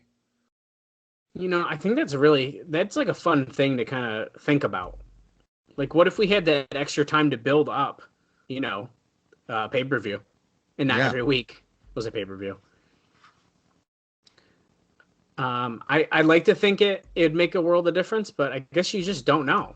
As Slash gives the neck breaker to Ron, and Brian Lee's climbing. Oh, he's going for the knee drop probably. I think to an extent, as Low Key's out again, got decked off the apron.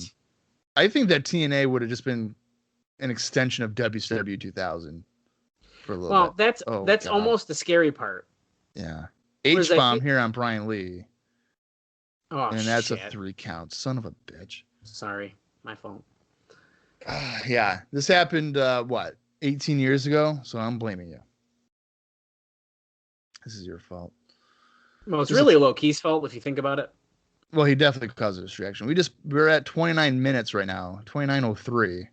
If you're watching along. If you're not, we have probably about an hour and a half left, roughly. Back to this brunette. Hello. She looks like a hairdresser. Yeah, she does. Oh, meanwhile, Lollipop looks like my future wife. Well, good thing you're behind closed doors tonight, Bob. You're not out in the open, so you can say those kind of things. Yeah, that's right. Yeah, my girlfriend's probably asleep. Well, seems to be a trend. Oh, 2 men who are going to meet tonight for the X Division Championship. Did he just say it? Obviously, it's Sonny Siaki. Kid Kash. Wait a second. This Wednesday night, what are these backstage interviews here with JB? I'm assuming that these interviews were probably shown on Explosion. That makes a lot of sense. See? God damn it, Scott D'Amore. Put that shit online. What are you doing? Yeah, we're slacking here. Man. I would love for those explosions. I mean, even the explosions for when they're at the Impact Zone. I don't think those are out. I don't think they are. They don't. The ones that are on Impact Plus start in like 2014 or something weird like that. Yeah. I don't know if this music really justifies the feud. It's not very like creepy. I don't know. No, that's like a weird production thing. They need to stop doing like creepy music. It's like like I feel like a vampire is gonna come out and bite us or something. And it kind of feels like as if they're suggesting this feud's been going on for 8 months and it's been heated, but it's really been going on for 2 months. And really the feud has been between Desire and Trinity. I mean, realistically, Cash just kind of just happened to be put into it. Yeah. Because we're seeing flashbacks from their match last week. Trinity hits the moonsault, a very, very nice moonsault, on Desire, who is used to losing, generally to Don Marie, though. Yeah, usually. I know I don't really want to talk about this, but Charlotte Flair is on the kickoff show here for Royal Rumble. Yep. What the fuck? That's weird. Oh, God. All right.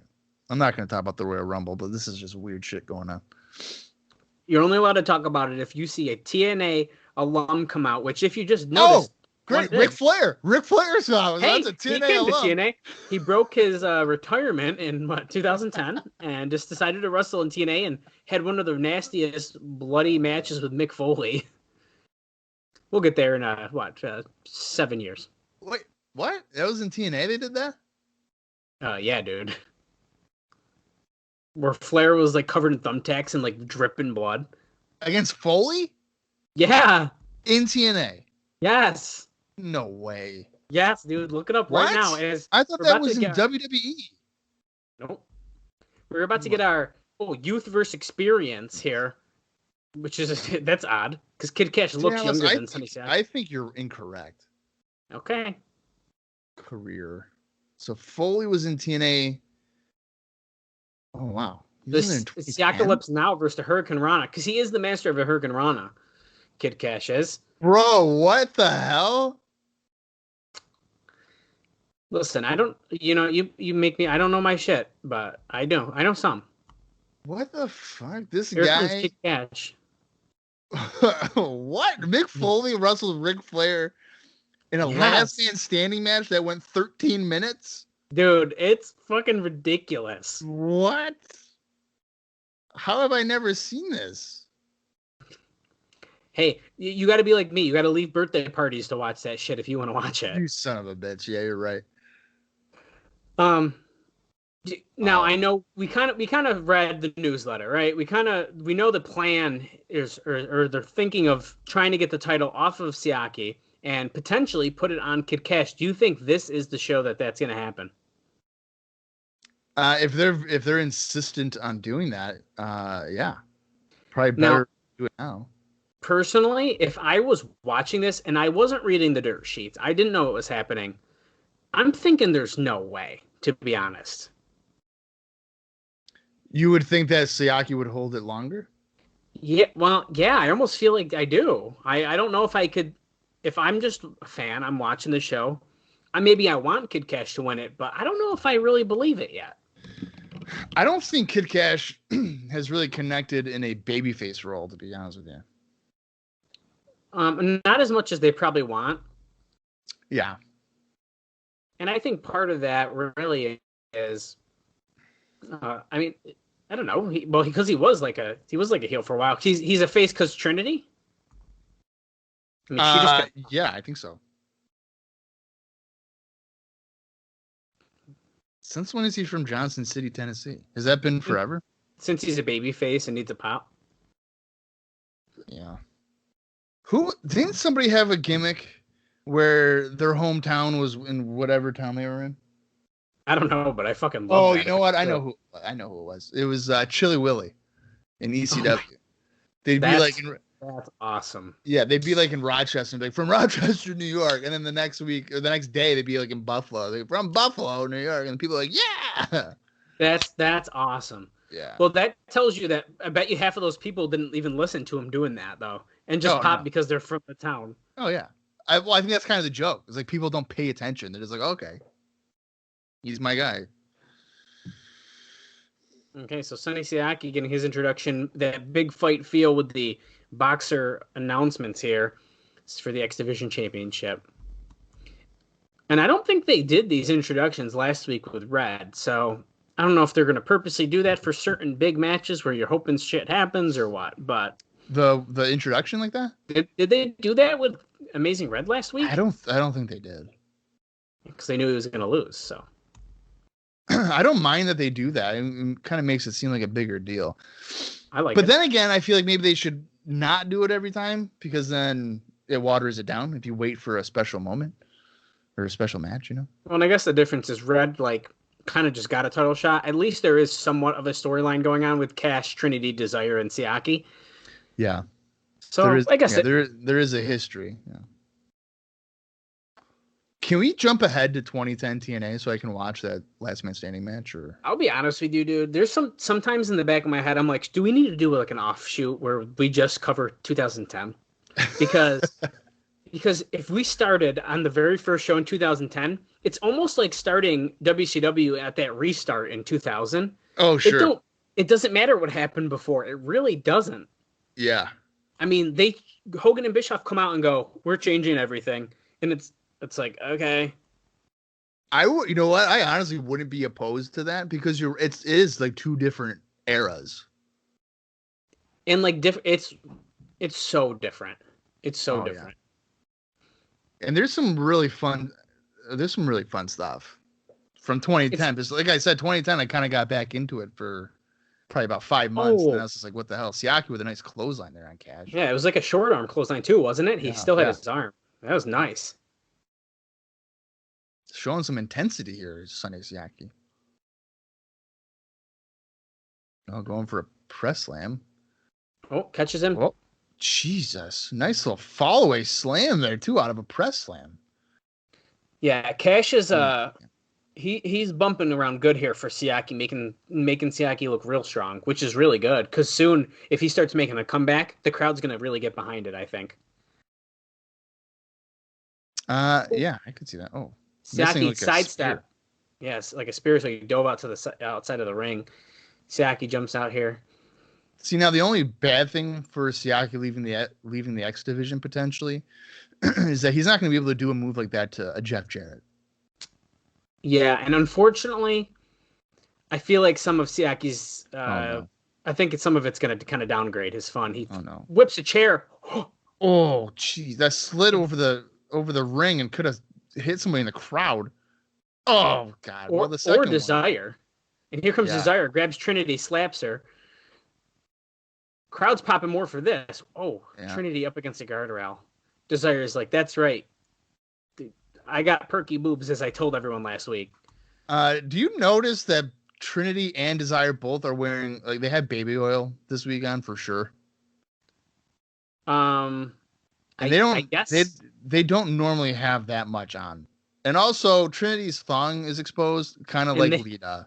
Well, and they made sure to point the camera right at it. Like, that wasn't even hiding. They were like, here's the thong. Right. This Desire's running around the ring, and here comes Trinity chasing after. See, She's literally copying Lita's look right now, and I don't like that. The thong thing, yeah. I mean, yeah. Desire's jumping on Kid Kash, but he flips her over the shoulders. And here, Siaki, whips a chair at Kid Kash's face. Smash him right in the face. I mean, there's no way to brace yourself for that. Not really, no. I think it's a matter of... Oh, my God, yeah.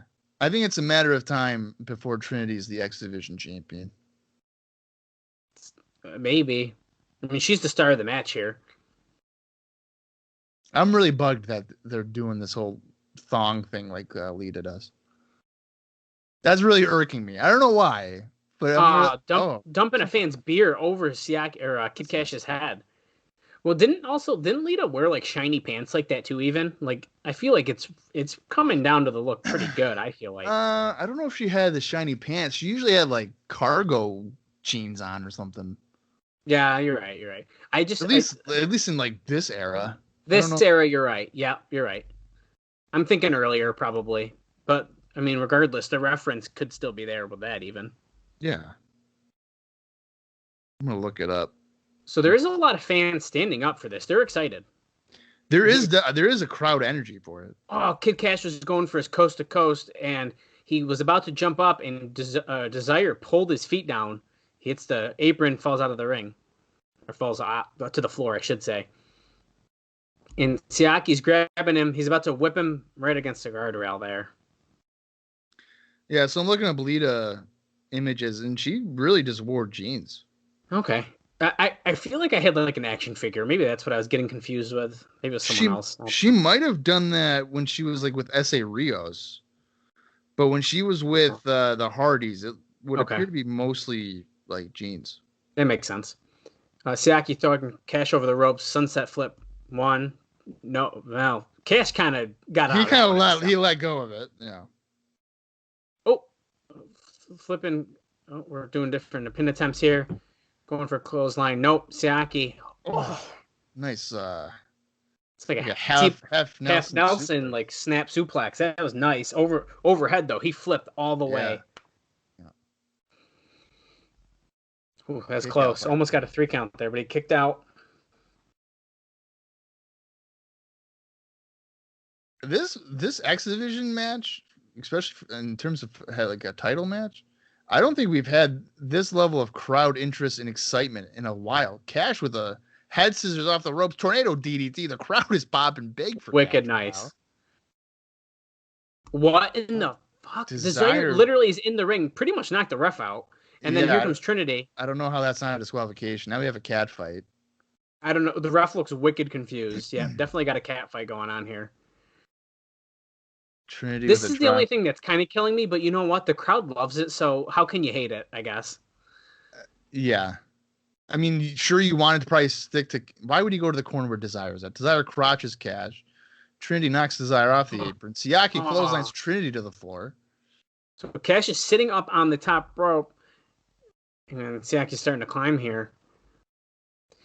But yeah, I agree with you, Bob. We really haven't had this much excitement, it seems, for a title match like this in a while. And I feel like that's because, unfortunately... Oh, my God, Dallas. Oh, my God. Oh, my God. Dude, he could have broke his... Dude, well, he messed that up. So he was going for like a double springboard moonsault, I think. I'm like kind of speechless. But he slipped. Oh, God. He slipped and then landed on his neck And how he didn't break his neck. He's standing and he looks to be okay. He probably got knocked out a little bit. Oh, man. Wow. I did not expect that, dude. That would have been really good if he didn't slip. The crowd likes it, though, that he's the X Division champion. Yeah, they're happy. And unfortunately, the shock of that just kind of killed the shock that he just won. Are we going to get a replay? No, okay.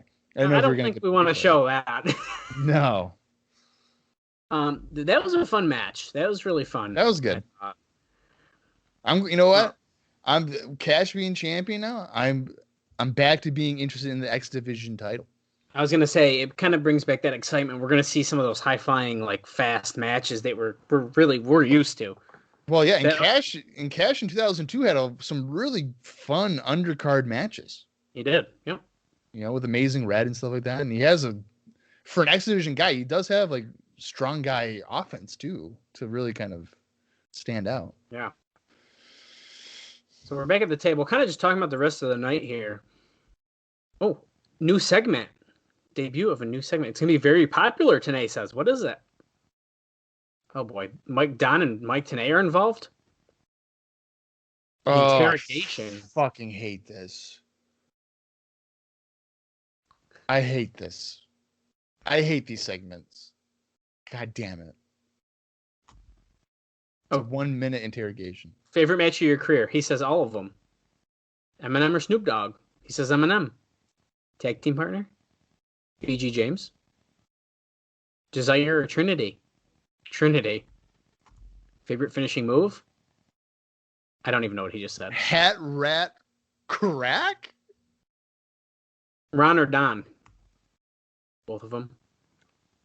He says Vince McMahon. Asshole. Asshole. Jesse James, can we all get along? Jesse Jackson, not Jesse James. Oh, I thought you said Jesse James. No. Jeff Jarrett? Crazy as hell.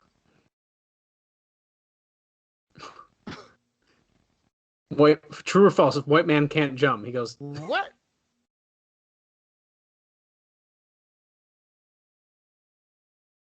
Oh. He basically he ended it with like joining Vince Russo's sex. He goes, fuck you, Tenay. I told you about that. Fuck you. And he left. Mike Sanders. Okay, that was a very odd segment, Bob. I've never seen that before, but... Yeah. Goldilocks is backstage with Glenn Gilberti and Mike Sanders. Mike Sanders was just hinting at hoping that Goldilocks had some hidden talents that they didn't know about. So that's probably a sexual innuendo if I've ever seen one. Yes. Oh, she could be... Camel toe, moose knuckle. Jesus Christ. Who's this guy? Who is that? Julio.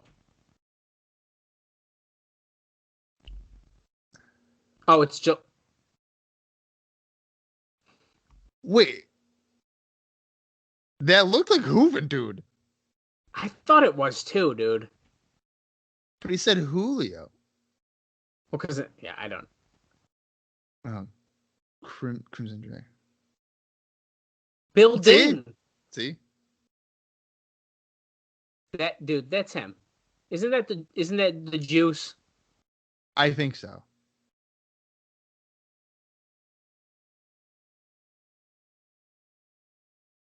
BG James coming in.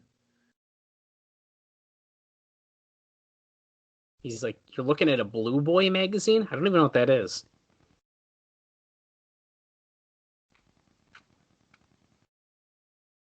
Yeah, it was in BG James is like, I got in Paris last week. Now this is what all this match is about. What the the fuck? Camp Biscuit? I think that's Hooven, dude. It looked like him. Yeah, so to go back to the Ron Killings thing. So he said... Oh my God. Yeah, his favorite finishing move was the hat rack crack, which, whatever. Oh, Estrada's not with the Elvis gear anymore. And Tenacious Z. Yeah. Okay. This is a team, if I ever saw one. Yeah, so Tenay had asked him, you were approached by Vince Russo to join sex, and he, obviously, cursed at him and told him that I told you about that Tenay, whatever that means. And then for a word association, he also was asked about BG James, and he called him a traitor. So Yeah, but didn't he also say that it was his favorite tag team partner or something? he did. Yeah, he did. It's kind of weird. Well, you can have a favorite tag team partner and still be like he's a traitor. Yeah, I guess that's true. Before he was a traitor, he could have been your favorite. Okay, so this is a very odd tag team match that I'm not excited about at all. I feel bad for Ron. Well, yeah.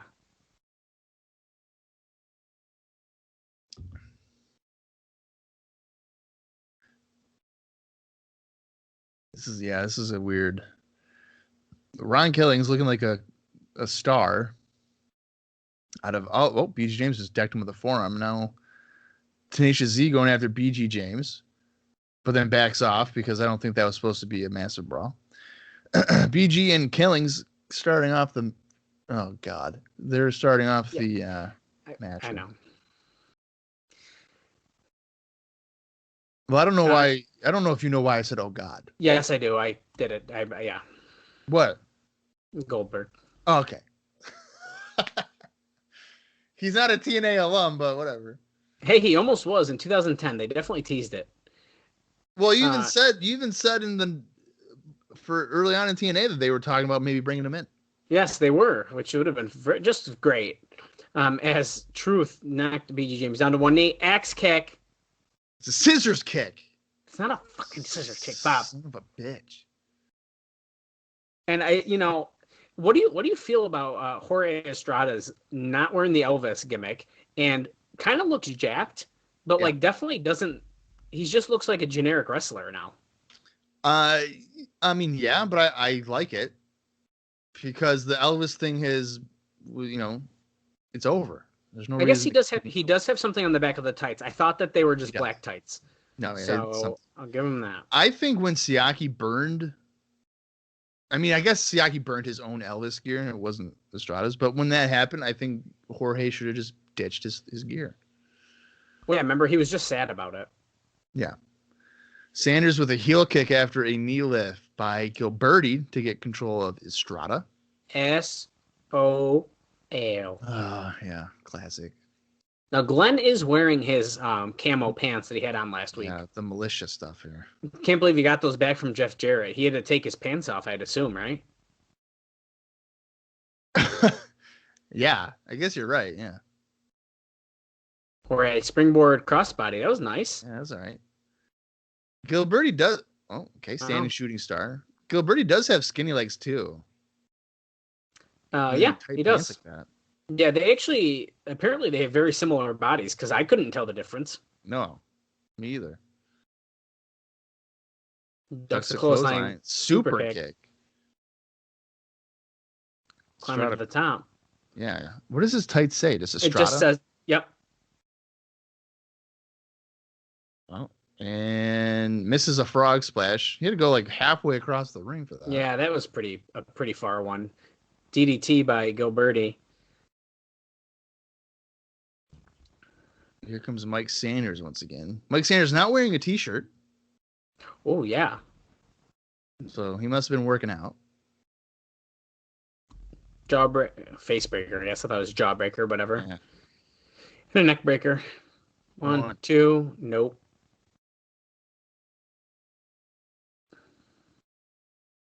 Tenay noting that Tenacious Z has not gotten in the ring yet for this match. Which is a bit surprising. He's probably the most interesting guy in the match. Well, I hate to say this, but is it bad to say that? Are they kind of saving him because they know he's got the 3 big spots and they kind of want to save that, or? Yeah. As they BG James and Mike Sanders do a double kick to Estrada there. They both do a shimmy before they hit a move. Whoa. Did you hear that? No, I couldn't hear it. He called somebody in the crowd the F word. I mean, does it Like surprise you about him the right now? homophobic slur. I figured, yeah, but it's not surprising me. Even just in the promo in the back, he said like something like, "Oh, you get the black guy, and I get Dude, the gig." I or something. honestly It was thought- like, what? I honestly thought he was going to drop the N-word. Dude. And I would have thrown up out of disgust if he had done that. Yeah, and it's not even. This is the way he said it. As Right. Tenacious Z came in with a springboard, one like a drop kick. It was like a heel kick. Yeah. Sanders coming after him, tries to urge whip him, but no, he reverses that drop kick by Sanders. Well, is he going to go for the Asai moonsault here on BG? Nope. No. Oh, Yanked down face first onto the apron. I don't know how I feel about the fact that Tenacious Z can run better with one leg than I can with two. it is impressive. I'll tell you that, man. It is impressive. I'll tell you right now, if I had one leg, I'm not leaving my couch. I was going to say, you'd turn into like a potato. Yeah, I'd be in a wheelchair. They're like, Bob, you can still walk. And I'm like, no, I can't. No, I can't. Yeah. We have a prosthetic for you. I don't care. I can't. No, I'm done. Give me the disability. I can't do nothing. Meanwhile, Tenacious Z is doing Asai moonsaults on fucking wrestling pay-per-view. Right. Oh, big. How do I say? A huge big boot, I should say, to Tenacious Z. Big boot. That's why I couldn't say it. Yeah. It wasn't coming out like that. You should have been like big, big boot. If I was writing a wrestling blog on wrestling recaps, maybe, but. Yeah, I remember when you said you were going to do that, and then you never did. But when did I ever say that? You said that. You're like, oh, I'm going to start. I'll write something, and you never did. It's okay. What is he doing? He's making fun of that he's missing a leg. Oh. It's just stupid shit, man. BG James, if the shit he's been saying in early TNA is any indication, is kind of a scumbag. Yeah, but isn't he one of those wrestlers who's like, oh, I'm born again. I've changed my way. Oh, here's Scott Armstrong. Oh, that's a good point. He is born again since this, so now he's a good Christian boy. Yeah. Oh, he goes to hit Scott Armstrong, who gets off the thing. Oh, look at that. Killings brought him over the top rope. Look at that. Like a whisper in the wind, essentially, by a Tenacious Z to BG James. That was nice. Are you also watching the Royal Rumble now, too? I'm not actually paying attention to it, but you kind of made me worried about the thing. But now I regret it. Oh, well, so I just have it on. Like, I'm not paying attention either. I just have it in my background noise. And there is technically another TNA alum on the screen. So. That is a good point. He is a former TNA World Heavyweight Champion. Right. Killings cleaning house with right hands. Backdrop on Sanders. I also hate to say it. Pretty much anyone's a TNA alum if you think about it. There's not many who aren't anymore. Yeah. Flatliner by Killings on Sanders gets a 2 count. Estrada tossing Gilberti to the floor. So this is broken down. Oh, yeah. This is all over the place now. Estrada with a slingshot crossbody onto BG and Gilberti. Killings countering Sanders. He's going to hit the truth or consequence here. Yes, there it is. Is he going to get a pin? Let's see. 1, 2, 3. All right. Killings with the clean win over Mike Sanders. Look at that. I don't hate it. I like that there was a finish there. Clean finish. Yeah. No, that was good. And you know what? That match was quick, which was good because I swear. It didn't need to go long. Bob, shut up. Dude, it's every fucking time. It's like every Royal Rumble they do that spot. All right, sorry. Now, do you think this is the last time we're going to see Tenacious Z? Because I sort of do. I believe it is.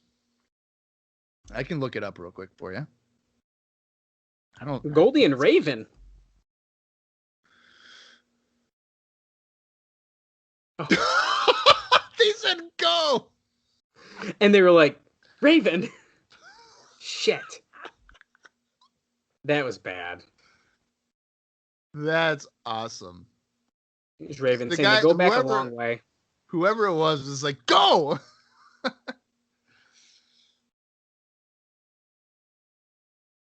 Okay, Oh, great. his wife and him were separated when he took his wife from him. Goldie's like, oh, God. Yeah, he's explaining another feud.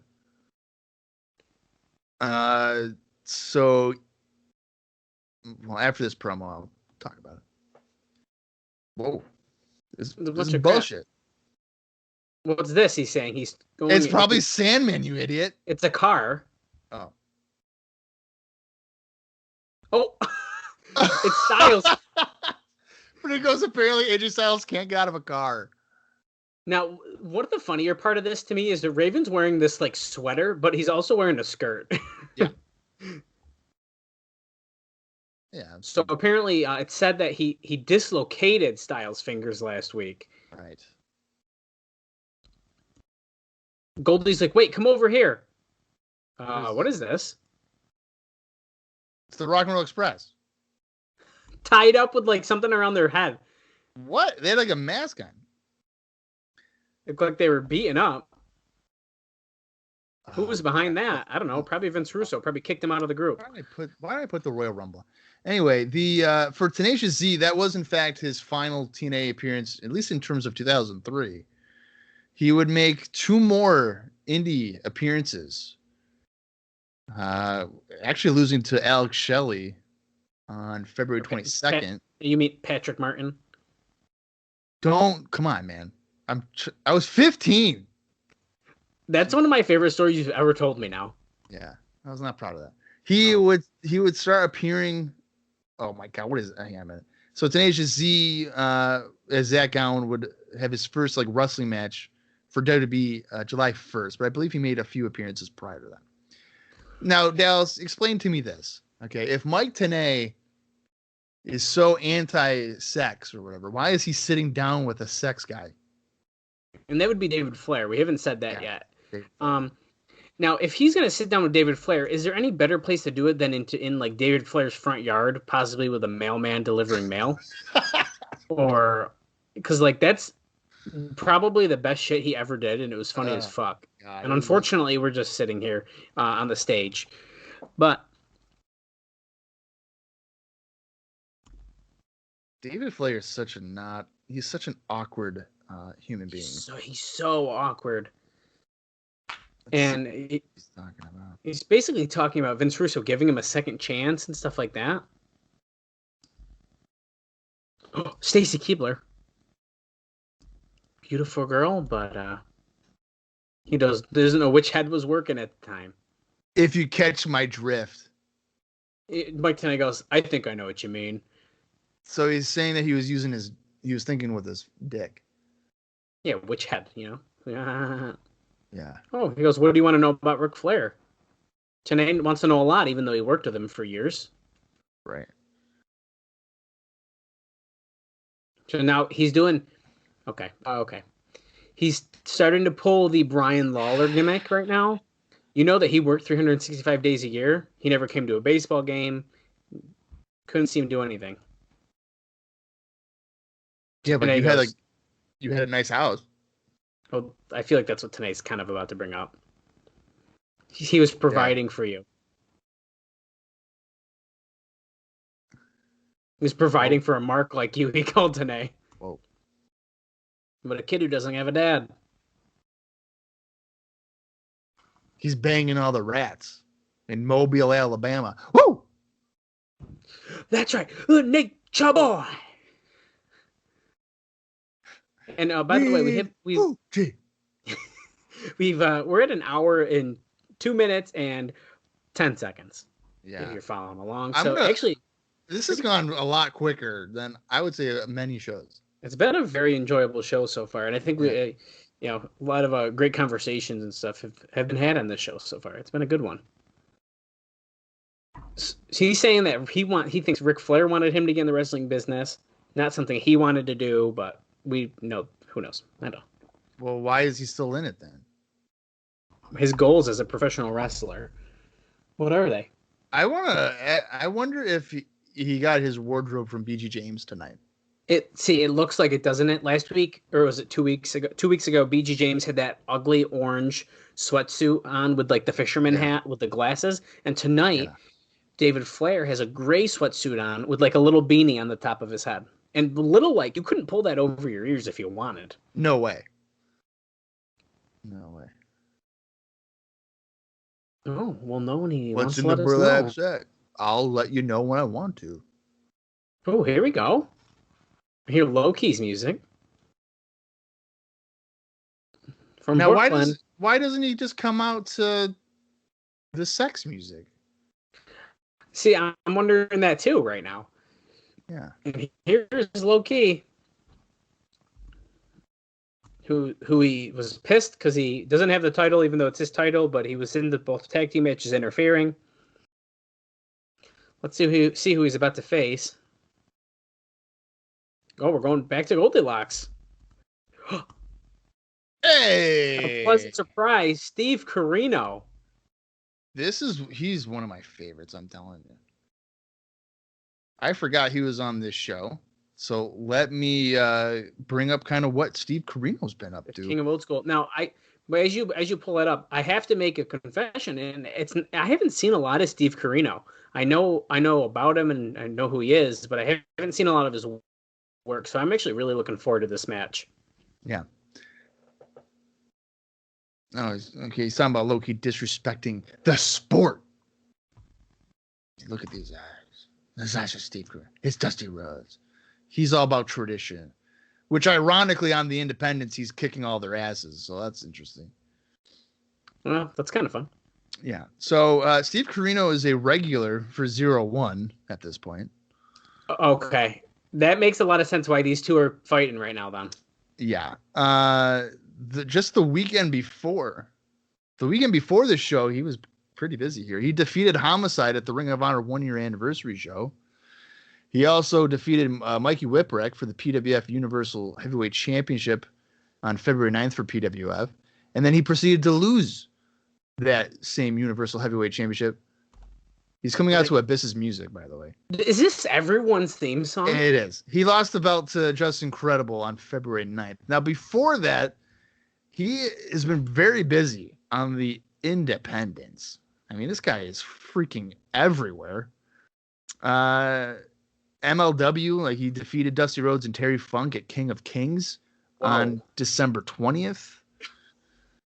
Here's one that you'll probably appreciate. He defeated Slick Wagner Brown at Jersey All Pros Action Speak Louder Than Words show on January 18th, 2003. Wow. Yeah, this guy is freaking everywhere. And I love it. I love that Steve Corino just rustles everywhere and against anybody. I gotta say too, that promo he just cut with Goldie backstage was pretty fucking good. I thought he's always been a great promo. I'm very excited right now, and I'm sort of ashamed to say I haven't seen really much, if any, of his actual work here. So I know on YouTube there's a fun no rope barbed wire match between him and the Monster Abyss. Okay, that sounds awesome. From 1PW, yeah. Okay. And you know what else I gotta say is his son looks identical to him. Yes, he does. Like, that's pretty nuts. Yeah, Colby Corino, for those wondering. Colby, yeah. Corino looks to be in terrific shape for Corino standards at this point. I mean, later on, he gets kind of like Japan thick. Oh, okay. Now, did they just mention that he is a former NWA champion? He is. Wow. Even in 2003. I mean, that's pretty impressive here. He won that belt, I believe, in 2000, 2001. Wow. And now, did they also mention he was in ECW? Is that correct? Yes, he was. Yeah. Okay, I sort of thought so, but I wasn't sure. Yeah. Let me see. Oh my God, this guy has about 900 championships. I gotta look through right now. NWA World Champion. Yeah, so he won it on April 24th, 2001, and he held it till October 27th, 2001. Wow, it's 186 days. As Loki, and they've been kind of just trading chops a lot of this time here. Corino pulled him out of the corner, tosses Loki to the floor. Couple chops. These two are hard hitting right now. It's definitely I'm almost getting a like a Japanese kind of style match, just Oh, wicked absolutely. hard, hitting, slaps, really going at it on each other. This is like a 0-1 inspired match if I've ever seen one. I'm fine with that. It's I am something a little different. So Sure. tosses Corino back into the ring after they just trade chops around the outside, kicks Loki in the gut, throwing him off the rope with the whip. No, Loki holds himself on the ropes. Now I wonder. I mean, because Corino goes to 0-1 all the time, so I don't know if we would even see him as a potential regular at all. Now, Goldie did kind of tease it. She kind of wished him luck in his career here in NWA-TNA, but that's a really great point. Yeah, I mean, I would love it, but he's very loyal to 0-1 and Japan in general, really. Loki keeping control here with an uppercut. And him and Dusty were partners, opponents, and stuff. So saying a lot of respect for those. So even though he has been beating their ass on the indies, they're saying that it's a kind of a mutual respect. I think that's a good point by TNA. Yeah, Corino's like career-defining match was really against Dusty at ECW Living Dangerously 2000 in a bull rope match. Really put him on the map and made him a main event guy in ECW. Wow. Because prior to that, he was really wrestling like Francine and Jazz on the house shows. Whoa, that's insane. Yeah. So that was a big-time moment for him. Now, is Corino currently like an agent anywhere? Do we know? He's a coach in NXT. Okay. A thought he was somewhere. Coach producer, yeah. Okay. I thought he was somewhere. I couldn't remember exactly where though.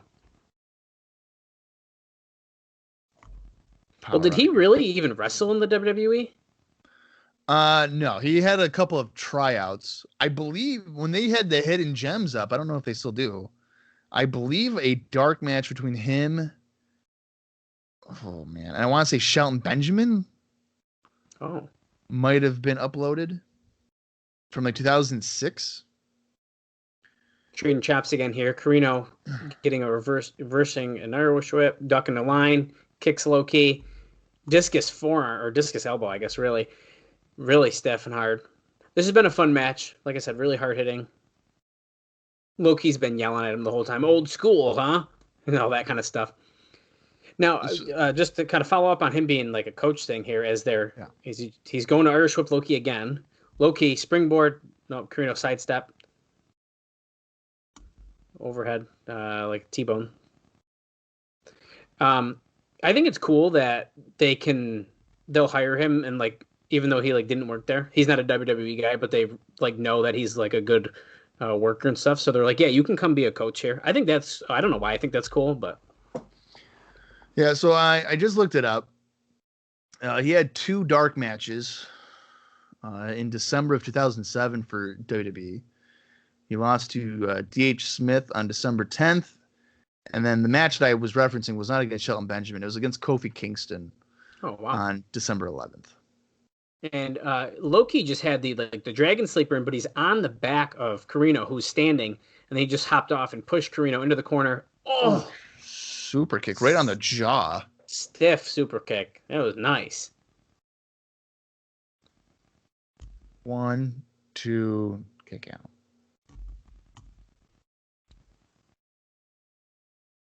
This has been a pretty decent showcase for Corino.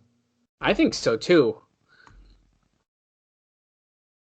They're chanting something right now. I can't hear what it is though.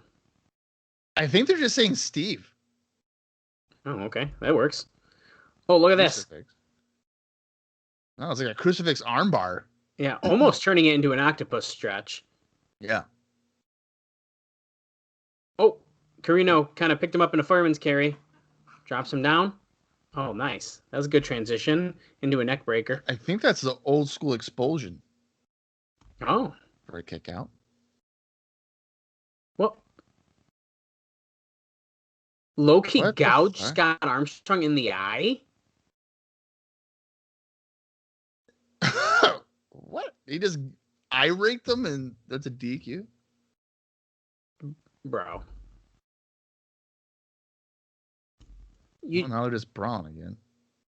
I don't know. Was that like a deal? Like, hey, you got to protect Corino if he comes in, because if not, I mean, that was stupid as fuck. Come on. Yeah, I'm not a fan of. I was really enjoying it until that. Yeah. Oh, who's this? Harrison Storm coming down, attacking Loki. Loki books it, jumps over the guardrail. He's out of here. This woman's like, yeah, I got my beer. Here's some wrestling. Is he? He's not on the same side as the sex locker room, right? He's got to go all the way around. Yeah. Oh, look at. Whoa. The new church there. Now they're running towards them. That was funny. He probably made it to the locker room. Yeah, he did. They're pulling back. Anytime you have Brian Lee chasing after you, could probably outrun him. Yeah, his knees don't bend very well, so.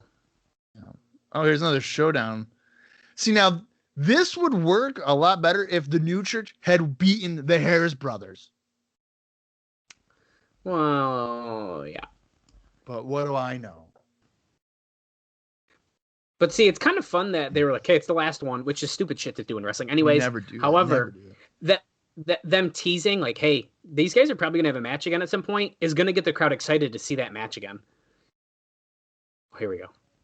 Goldilocks was one of our absolute favorites here in NWA TNA. Jerry Lynn's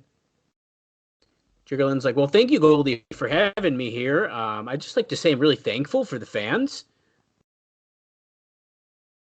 Since Vince Russo has come back, he's done exactly what he said he would.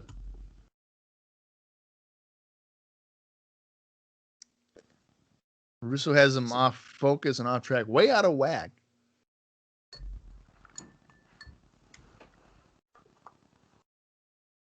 Well, the company started in June. Come on, Jerry, not July. You were in the first match, dude. Come on, man.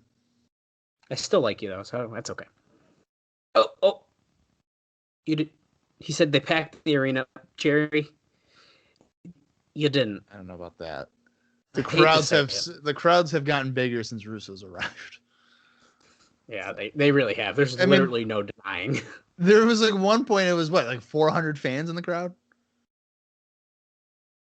Yeah, I mean not many. Oh, there's an elimination match tonight, and he's gonna win it, and he's gonna go for the X Division title. Shark Boy, the SATs, David Young, Tony Mamaluke, Jimmy Rave, Paul London, and Jerry Lynn.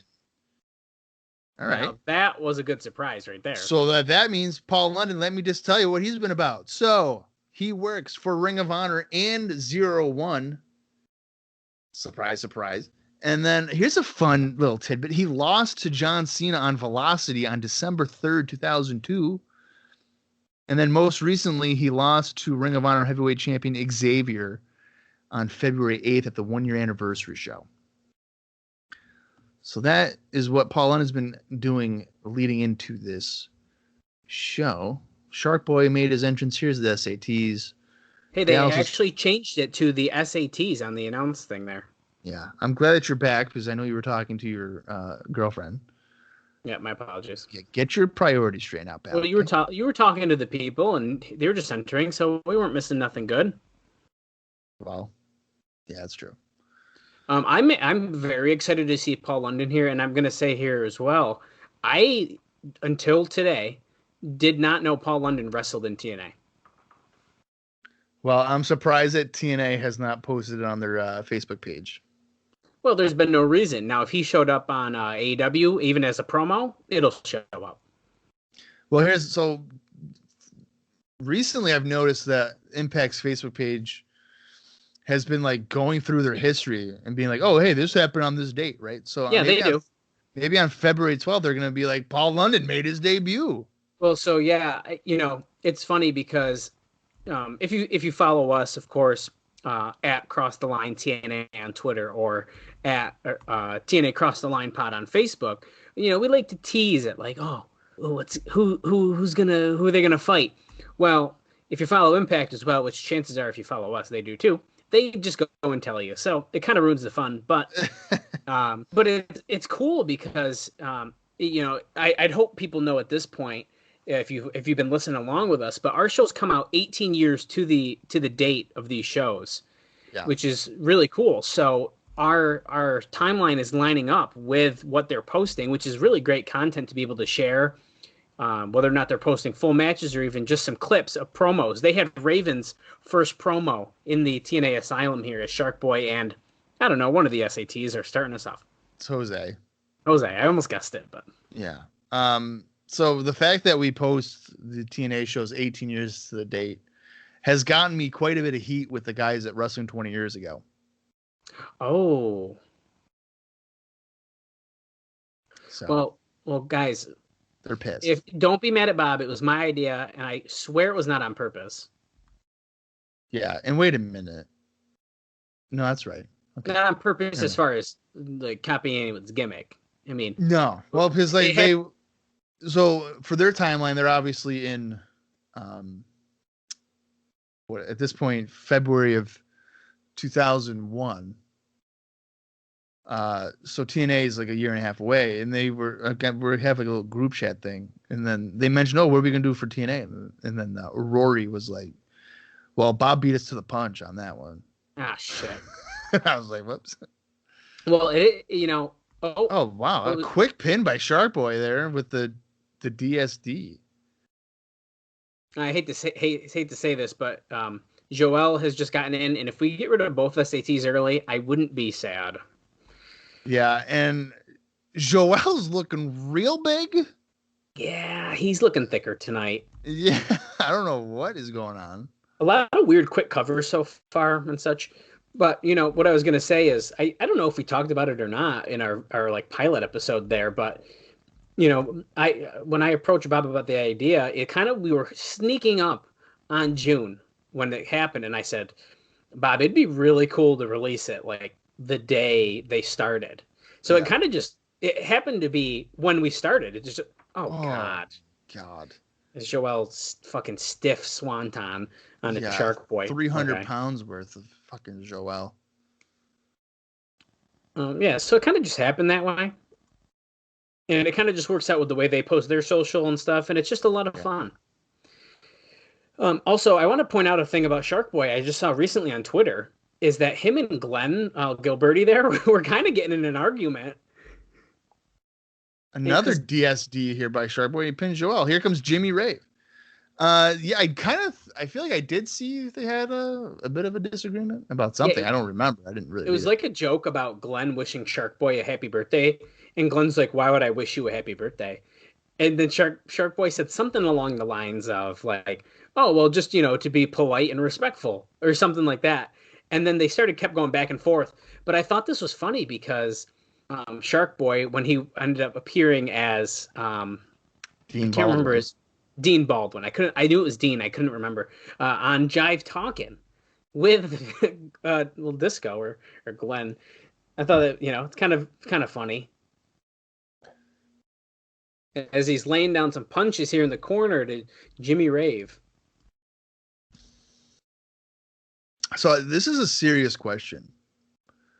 So we know, unfortunately, Jimmy Rave had his arm amputated a few months ago. Is he going another one?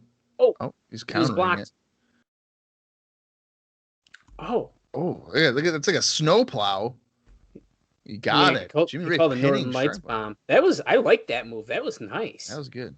Tony Mom Luke now coming in here. So, Jimmy Rave unfortunately had his left arm amputated. I believe, yeah. And I think he has said that as a result, he has to retire. Yep. As Mom Luke now has an arm bar on. He countered a tornado DDT. So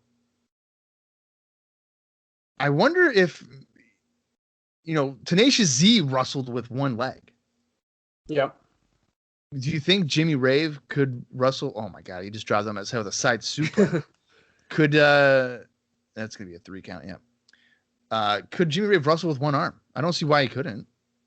No, as you were asking, I kind of knew where this was going. And I wonder, because generally when you see a guy take a bump, you kind of use your arms to kind of kill some of that. you know?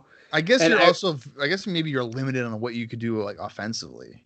yeah, I think that is definitely part of it. And I feel like, oh, that was funny. He did I think what did he do? Ram into Mamaluke in the corner, and then Mamaluke kind of fell out as David Young was taunting, and then he kind of chop blocked him when he fell. Chop blocked his leg, and now he's checking on him. Yeah, so I don't know. I'm wondering if it would kind of screw up with like even just the way you move. I know your leg obviously is how you fucking walk, but well, I feel like I saw on Twitter that he was gonna get a prosthetic. Oh well. He's got like a knee bar on him. Yeah, this looks kind of David painful. Young is screaming no, no, no, and he's like in agony. He's about to pull. He's gonna wish Bobcat was back in his corner. Did he? I don't know if they mentioned it yet on commentary. Generally, every time we've seen David Young, they have mentioned, "Hey, remember when he was with Bobcat?" Yeah. So Mama Luke was originally checking on David Young, and then he attacked his knee, and I think they were hoping for a bigger crowd reaction because Mama Luke ended up attacking his knee, and there was no reaction to an apparent heel move here by Tony Mama Luke. Tornado DDT attempt. Nope. Young tosses him into the corner overhead. I don't know if I love the way that Tony Mamaluke just sold that, holding the top rope with his arm. Like, if he hooked his foot, that wouldn't have looked as awkward, but... Yeah. Young really selling the knee pain here. Oh, catches him coming off the top. Spine buster by David Young, holding his left leg again. Is that going to be good enough? 1, 2, oh, 3. wow. Got him. Okay. Here comes Jerry Lynn. I'm sorry, David Young. There's no way in hell you are eliminating Jerry Lynn. Probably not. Then we're going to go TKO. Yes. Nice. That's going to be it. No, it's not. Now, who we got left? Just Paul London? Is it already down to that many? I started with like 8 people. Dude, we've flown by. Holy shit. Yeah, you're right. Wow. Okay. Okay, so Jerry Lynn and Paul London. I'm here for that, man. Let's go. Well, you know what? Knowing TNA, it's probably going to be David Young. Oh, that looked weird. Oh, Comic shit. drop and then a spine buster by David Young on Jerry Lynn. But he can't go for the cover. That atomic drop looked like it probably broke Jerry Lynn's like gooch in half. Yeah. And he's done. I love how they zoomed in on David Young's knee as if we would see any type of injury. What? And okay, so this is good. They did play off. He couldn't get the cover because he hurt his knee so bad, and Jerry Lynn did kick out of that. Yeah. That was kind of funny.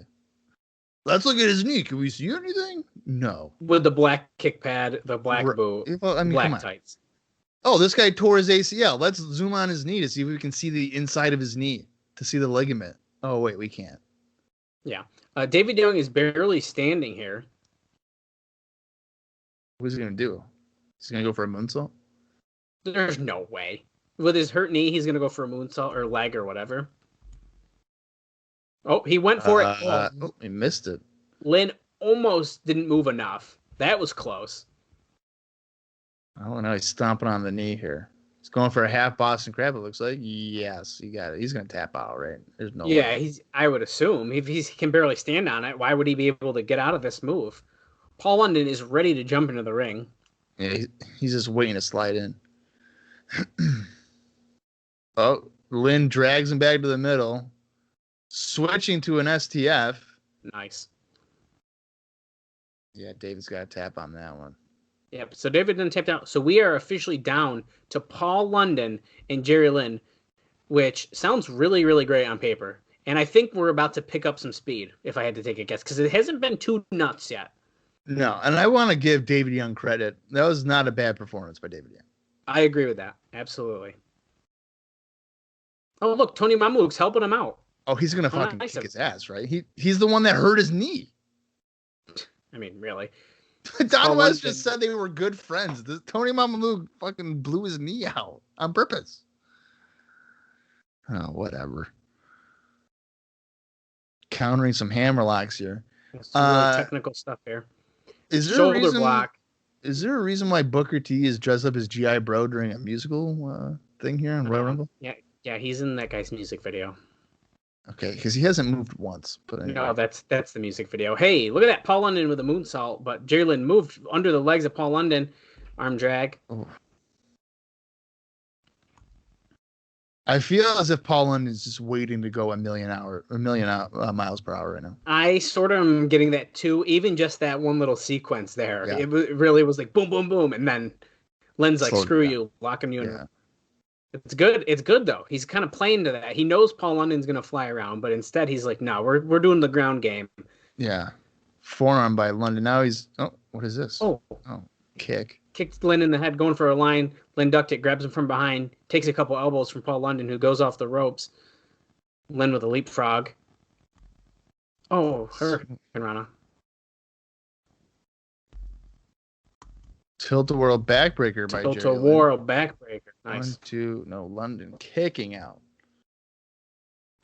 I'm surprised we haven't seen the middle rope leg drop. Oh, you know it's coming. It's By, a Jerry Lynn match.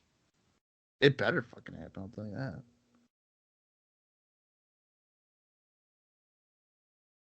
Dropping Paul London down. Looks like Lynn is trying to put it in like a Boston Crab here. But Paul London has his arm hooked around Jerry Lynn's leg, not allowing him to turn him around all the way. Sure, this isn't feeling great still, though. Probably not. But a pretty good counter, being nonetheless. twisted. That's a smart way to, block the move. I don't feel like not a lot of people do that. They're talking about Jason Cross's hand, by the way. We discussed that last week, about him being out for a while. Oh, that's right. I'll be honest, I'll be surprised if we ever see him again in TNA. Well, you were saying he was out for how long? Like 6 weeks? Yeah, which to me, I think it's all gonna be gone, is London hits a twisting neck breaker, slamming Lynn face down. Yeah. Oh, Lynn kicking out at 2. We just crossed the 1 hour 30-minute mark. We're at 1:30:09. Trading forearms and right hands. Now, if I had to take a guess, we probably only got a couple matches left, right? I think it's just one. Oh, there you go. Sunset flip attempt by London for a 2 count. Oh, Spinning heel kick too. So unless this match goes another 15 minutes, I would imagine there's another segment to kind of close it out. me too, but I kind of want it to go another 15 minutes. I don't know if I want it to go that long. I do. Let's go. It's fucking million miles an hour. I'm ready.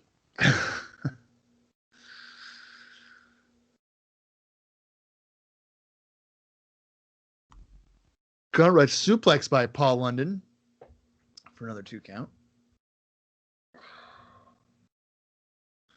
Don West is impressed by Paul London. I am too, Don. Oh, stomped him right in the face.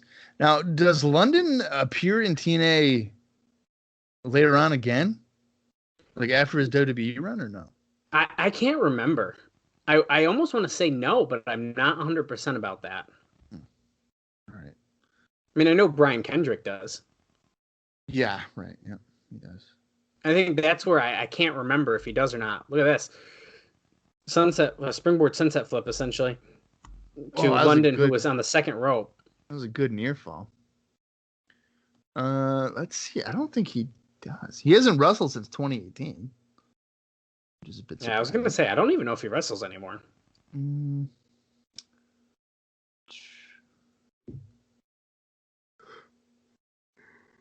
Oh, Lynn looked like he was about to go for the cradle pile driver, but Paul London tosses him over the back instead. So, according to Cage Match, it looks like he does not. See, that's kind of a disappointment. I would have thought for sure he would have. I don't know why. What would make you say that? Is it because pretty much everyone seems to? Well, yeah. Oh, a running forearm as Lynn was propped up in the corner. That was nice. It was nice and hard there. Going for a cover. Nope, Lynn kicked out. Now, so Kid Kash is the champion. Which one of these guys do you want to see face Kid Kash? Well, the easy answer is both, but I really think Paul London and Kid Kash would be real good. I think it'd be really good, but I'm sort of leaning toward Jerry because I feel like Jerry Lynn hasn't got to shine in a while, and he's been in tag matches and stuff like that. But I'm down for either one. As London climbs to the top rope, is this about to be it? Oh, shooting star! But Lynn gets the knees up. Oh, he still kicks out though. As Lynn had an inside cradle on him. Apparently, Tenacious said he calls that the London Calling, which is actually a nice name for that. Yeah, it is nice. I got a little nervous that he wasn't going to get out far enough, but he did. No, he's not going to Billy Kidman himself. Okay, dude, or like Matt Sydal on AEW. No thanks. Oh, the slip and stuff. Oh man, yeah, that was brutal. Made me nervous. Look at this. Oh, Lynn's slipping out. Oh, is he going to hit it? Cradle pile driver? Boom. Oh, he spikes him with it. 1, it's got it. 2. Yeah, that's it. That's a 3. What the fuck? Jerry Lynn won? Sure did. And here come all the X Division guys. Yay, good job. Everybody out. They're either going to turn on him or they're all very excited. Wow. I was not expecting Jerry Lynn to win that. But I guess it makes sense. I mean, Jerry Lynn is the established guy. Over a new. Well, can we just make it a 3-way and add Paul London in for fun? Yeah, I'm getting a vibe that Lynn's going to get his ass kicked. Yeah, by London, you think? Look at Lynn do the Shark Boy thing. That was funny. I don't know, by somebody. Oh, they shook hands. It's probably going to be Raven, right? Because this is how Raven attacked Jarrett. No, I'm kidding. Okay, right? All right, it's definitely going to happen, right? No? Oh. Okay. Here comes Conan.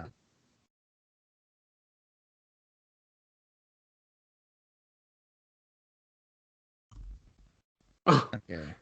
Oh. Or should I call you Mr. JL? That's a deep cut. Okay, I'm not liking the vibe of Joel Maximo right now. Filthy Animals. I love the Filthy Animals. Yeah, you're the only one that does. I just like it because they're kind of funny, to be honest with you. You know what? Conan really fucked up because he should have came out and be like, "Hey, Jerry, want to touch the shirt? That's enough. Yo, you like this shirt? Go ahead, feel. That's enough." That alone makes me like Conan, by the way, just so you know. I know. You've said it numerous Jerry Lynn's talking about how he's wrestled all the luchadors. Something like that. At the time, he was the only American who could hang with him, he says. And then I think he said, like, look at him now or something like that. Because, even London and stuff was shaking his head and, like...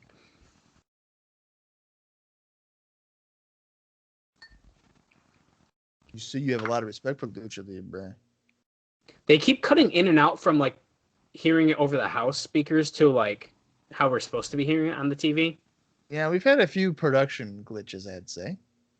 Yeah, like, dude, Goldie and Raven, that shit was so funny. That was so good. Go! They're standing there, and Raven's kind of, like, waiting, and then they go, and her head turned so fast to Raven. Well, Goldie was kind of like, are we good? And they're like, go, you're on! Yeah. Kind of funny. Oh, saying Conan is bitter and jealous because you never were and you never will be a high flyer like Juventud, Psychosis, and Mysterio. So we're name dropping some big name luchadors right now.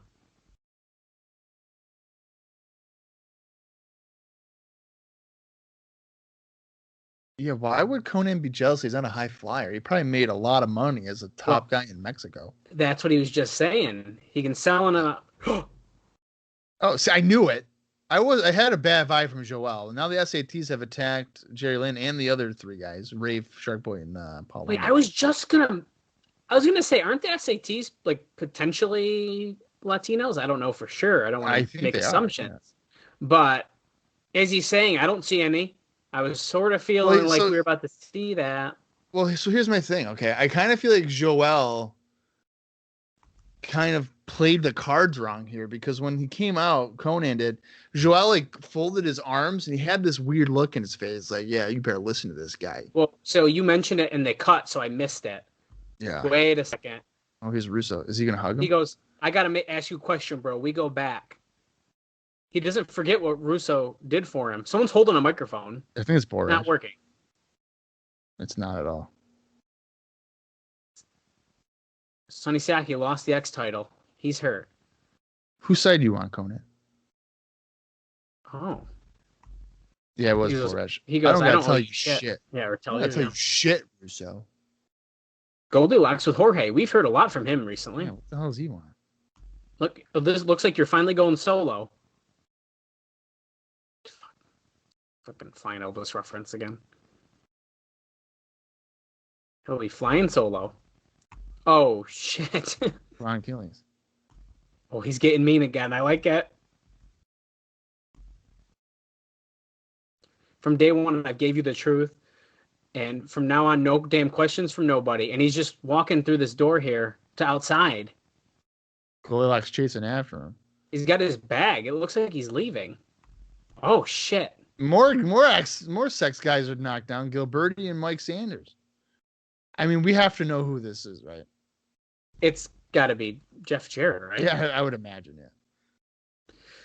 Okay. So it does appear.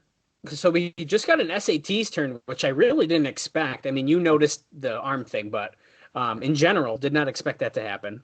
Our Truth seems to be turning back to his old self as he casually is pissing, yelling and stuff. Yeah, this is a clear indication that Ron Killings is doing the Sting 1996 storyline where I tried telling you guys it wasn't part of the. So what's going to happen next week? Ron Killings is going to have white face paint on. He's going to be up in the second level just watching the match. With a bat. So we're talking here about our big NWA title match next week. What in the... Okay. No. Look, we're even getting a match graphic to hype up next week's match. That's pretty big. They usually don't do that. No. This is definitely the first time. And I am all for seeing AJ Styles against Jeff Jarrett. Yeah, John West is so excited. He's literally speaking one word at a time. TNA needs New Jack. No, we don't. Why not? Because the guy has murdered like almost 3 people. Okay.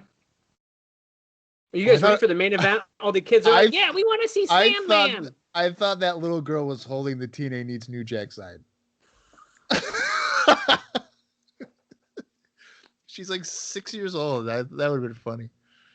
Okay, so Raven's music is hitting. Is he going to come from the locker room or is he coming from the stage? Looks like the locker room. He's coming from the locker room. He's part of sex. Come on now. Now, I don't know how many times I got to say it, but Raven's one of my favorite wrestlers, so I'm pretty pumped. I'm telling you, this is yes. Oh, fate. Raven has fate painted on his chest. Yeah, this era of Raven's probably my favorite. Oh my god, dude, I'm like so ready for this. Early ECW and this is probably my favorite. Because there's really when he has the creative restrictions, it really hurts him. But when they're like do whatever you want, it's top notch. And his opponent, the Sandman.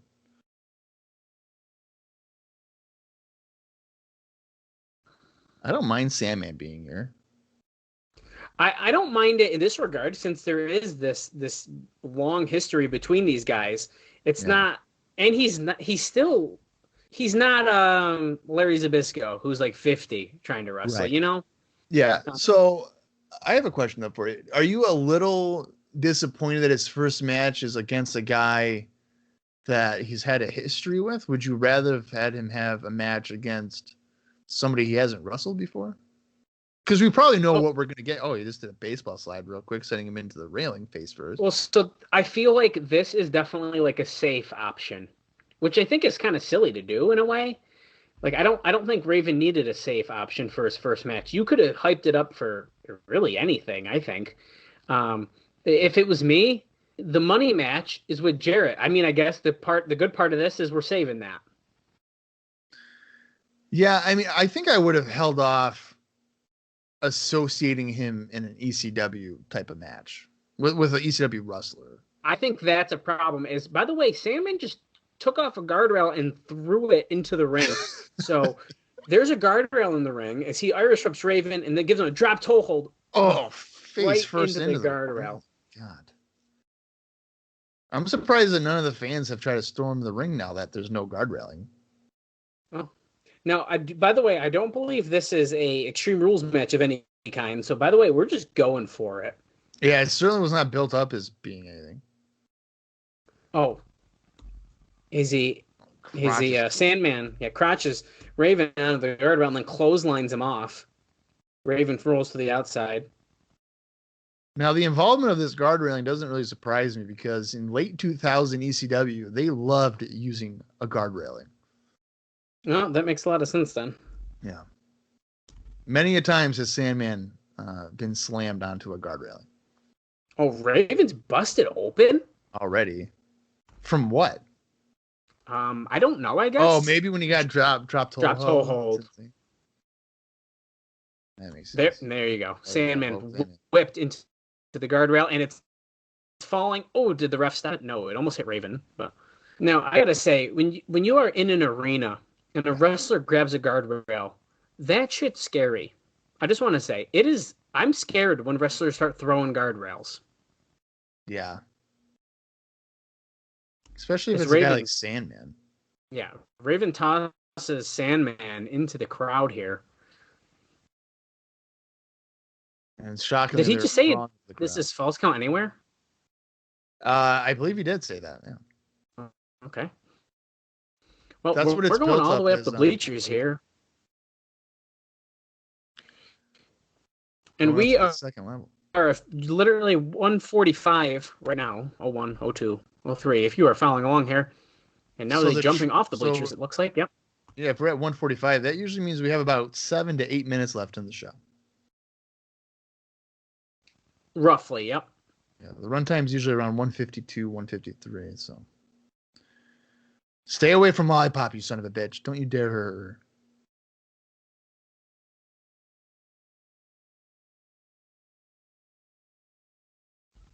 Well, I'm covering. I'm on the floor. So I'd say this is official. We are false count anywhere here, but.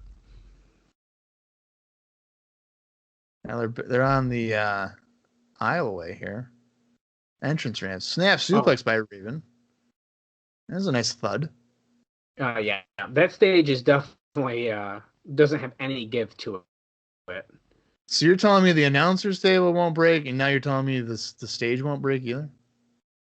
No, there's a really good chance, but I'll give you that. You'll see that break before you see the announce table break. That blows my mind. Raven's got a trash can and a steel chair. Or is it plastic? Nope, that one's steel. Okay. Yeah, it's definitely steel. Now, I think this is an excellent opportunity. We'll keep it short since we generally call the action here. Of the time that we saw Sandman drunk at a wrestling show have one of the worst, longest matches of my entire life. Well, I wasn't at that show. You weren't? No. I wanted to go to that show. Oh. Well, I'll say this. I'll keep it short. Or I'll try to. Here, as Raven's throwing garbage can and a chair into the ring here. So I met me and our buddy Austin. We met Sandman at the table. I got a kendo stick signed by him. He said, "Hey, hold it up during my match. I'll use it." Okay, that's pretty fucking cool. Yeah, I want to use kendo stick from the Sandman. Yeah. And we were going to get a picture as well. He said, "Nope, we're going to do the pictures later." This isn't the first time I was told this by a wrestler, so fine. They'd usually do them in the ring and stuff like that. So that's okay. As Raven was clawing at his face, now setting up a chair in the middle of the ring. I'm guessing for a drop to hold. Probably. But we will see. So Sandman, he ends up wrestling a match drunk. And he falling asleep. He fell asleep in the middle of the match. Yeah. And I never got my picture. However, he did use my kendo stick and many others, by the way. Oh. Raven throws Sandman into a chair lodged in the corner. Goes for a pin here. So he did use it. And then eventually, I think it was after the match, maybe it was before, he came out drunkenly stumbling in the hallway of the Pastime Athletic Club. And me and Austin did get a picture with him, free of charge. Oh, So wow. me and Austin have drunk pictures with Sam, and he's like the Right. like. I mean, he did sign my ECW poster, signed by many originals. Oh, that's As Sandman fucking bashes in Raven's head with a trash can as he's laid over the apron. Don West is just realizing that I guess the rules for this match there are no rules. Thanks, Don. Oh, smashing Raven over the head with a trash can again. I mean, for a hardcore brawl, this hasn't been bad. No, this has been fun, and I mean, I think it's because of who's in the match, you know? Yeah. It's just weird to say that, though, because we've seen so many of these styles of matches, you'd think we'd be numb to it. Well, and let's be fair here. Sandman, I mean, generally, not too great. No. I think I just have a soft spot for these guys, like Sandman against Raven. No, how can you not? Yeah, just because of all the memories of ECW, I guess. Absolutely. I'm surprised we haven't had an ECW chant. That's a really great point, actually. It's very surprising. As now we're over at that weird table that always happens to have like a program or newspaper on it that many people have gotten thrown off this balcony for. So we're back in the crowd. Yeah, I knew the first time they did that we'd probably see it almost every show. And pretty much almost every show we see something crazy. Yeah, so Raven is laid out on the table. Sandman climbing up the stairs. Is he about to do a New Jack dive? Maybe. Oh, what is this? Oh, it's holy shit. Well, what is with Loki? He's been on the show all the time. Whoa. Oh, okay. So Loki just tossed Sandman over the balcony and he crashed to the table and then Raven pinned him to win the match. Wow. Now Loki's helping Raven to his feet. We've just crossed the hour 50 minute mark, by the way. Hour 50 minutes 26 seconds. So we're definitely, we got something going on here at the end. Steve Corino. Oh, hey. Yeah, okay. Let's go, Corino. Making the save. Low key because they had that cheap finish earlier. I kind of like that. We're continuing what we started earlier. Yeah. I don't know if I like that Raven had help to beat Sandman, but you know. Yeah, but that sort of goes back into his association with the new with Sax as the New Church tosses Raven over the guardrail, and Steve Corino going to that move. I forgot the name already. Old school explosion, but Raven running and hits a clothesline. Corino was pretty much waiting for that to happen. Okay, so do we get a Steve Corino Raven match? Because yes, please. I don't know. I'm trying to think if before. Oh, he almost hit Corino with that. Sandman cleaning house with the kendo stick. I'm trying to think if Raven and Corino had a singles match in ECW. I would have to think they did. I know they have on the independents, like with MLW. I'm pretty sure they had a singles match. Well, so Sandman's hitting Raven in the corner, Corino's hitting Low Key, and here comes Sonny Siaki, Don, and Ron and Harris. BG James just came in. Here's Russo. BG James. Now, mind you, all the other members have been attacked outside the building, and we don't know by who, but this is what's left. Yeah, well, I think we all know who it definitely is. So. Oh, they got that rope again. Oh, they're telling him to tie up Corino. Wait, who is that?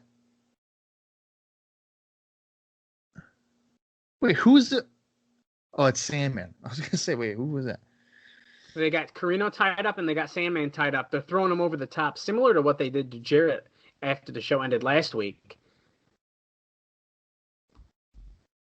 Yeah, I mean, I honestly don't hate this aspect of sex that they're doing this. No, this it makes them feel like a gang, you know.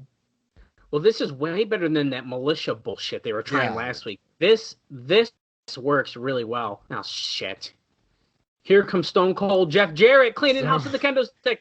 Holy shit, he's hitting everyone. Oh my god. He literally fights he everyone does. off. Fucking stupid, man. Who's that? Oh, That's the new church. church. Okay.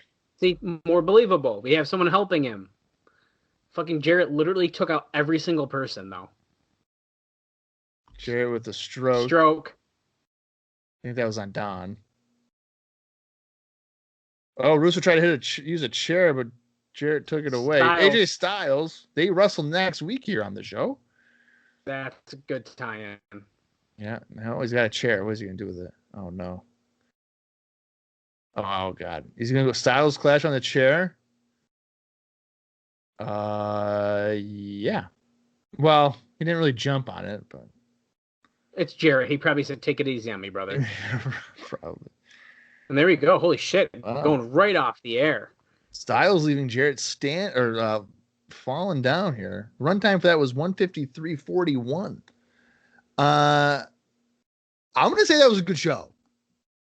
Dude, that was one of the best shows we've watched in a while. I think that.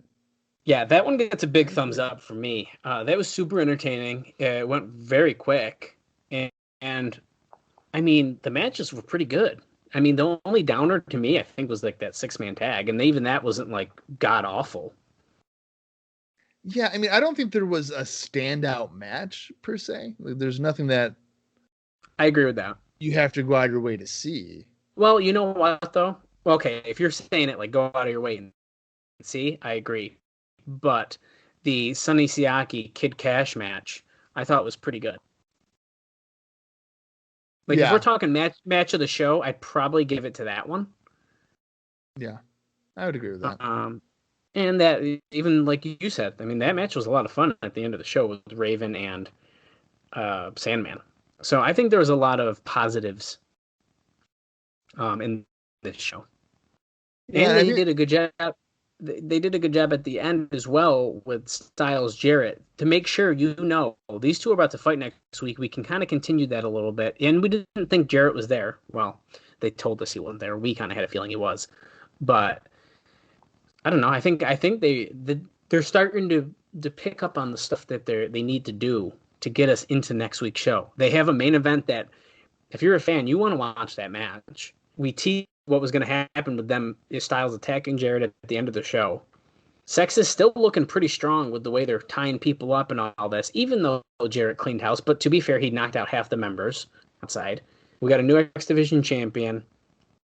I think we're in a good path, and I think it's probably safe to say that next week we got to see Ron and Don versus America's Most Wanted to see who's going to face Triple X for the titles coming up here too.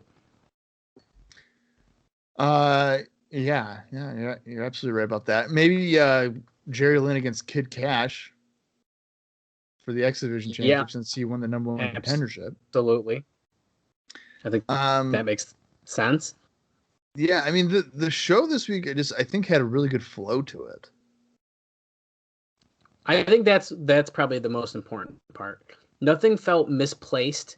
It didn't feel like awkward cutting to certain things. Like I feel like they definitely went between matches and segments very well tonight. Of course, not very well as far as technical standpoint, but you know. And you know what? I think and I don't think it should be ignored either. I want to say that this week's show, in terms of a crowd reaction, was the best one we've seen. They were hot for like everything.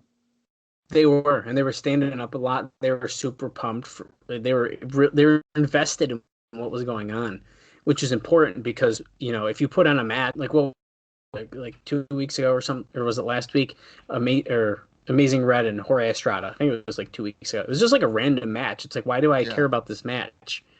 Or even was it last week with Jorge and Glenn? It's like, what? Yeah, I think that's a killer. Yeah, I think they enhanced the Kash and Siaki match this week.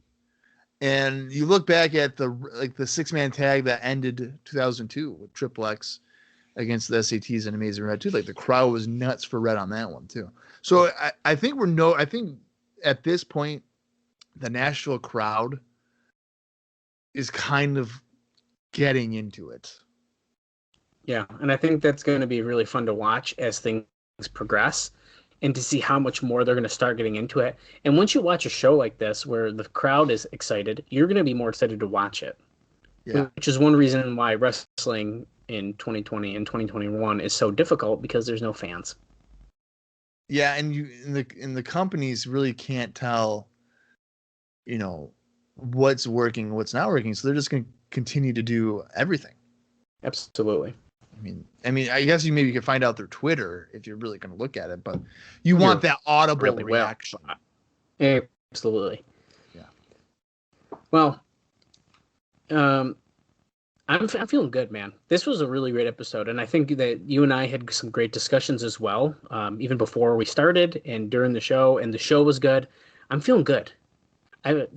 This is a good show, and I'm looking forward to next week's a lot, actually, with Styles and Jarrett on top.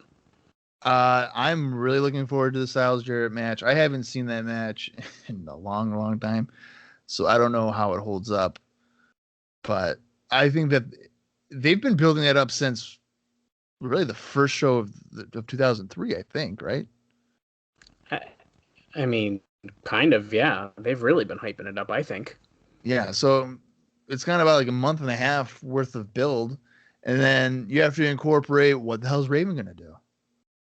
Exactly. Or if anything, so there's a lot of interest in the main event scene. And again, yeah, this was a good show. Probably the best one of certainly the best one for 2003 so far, I would say.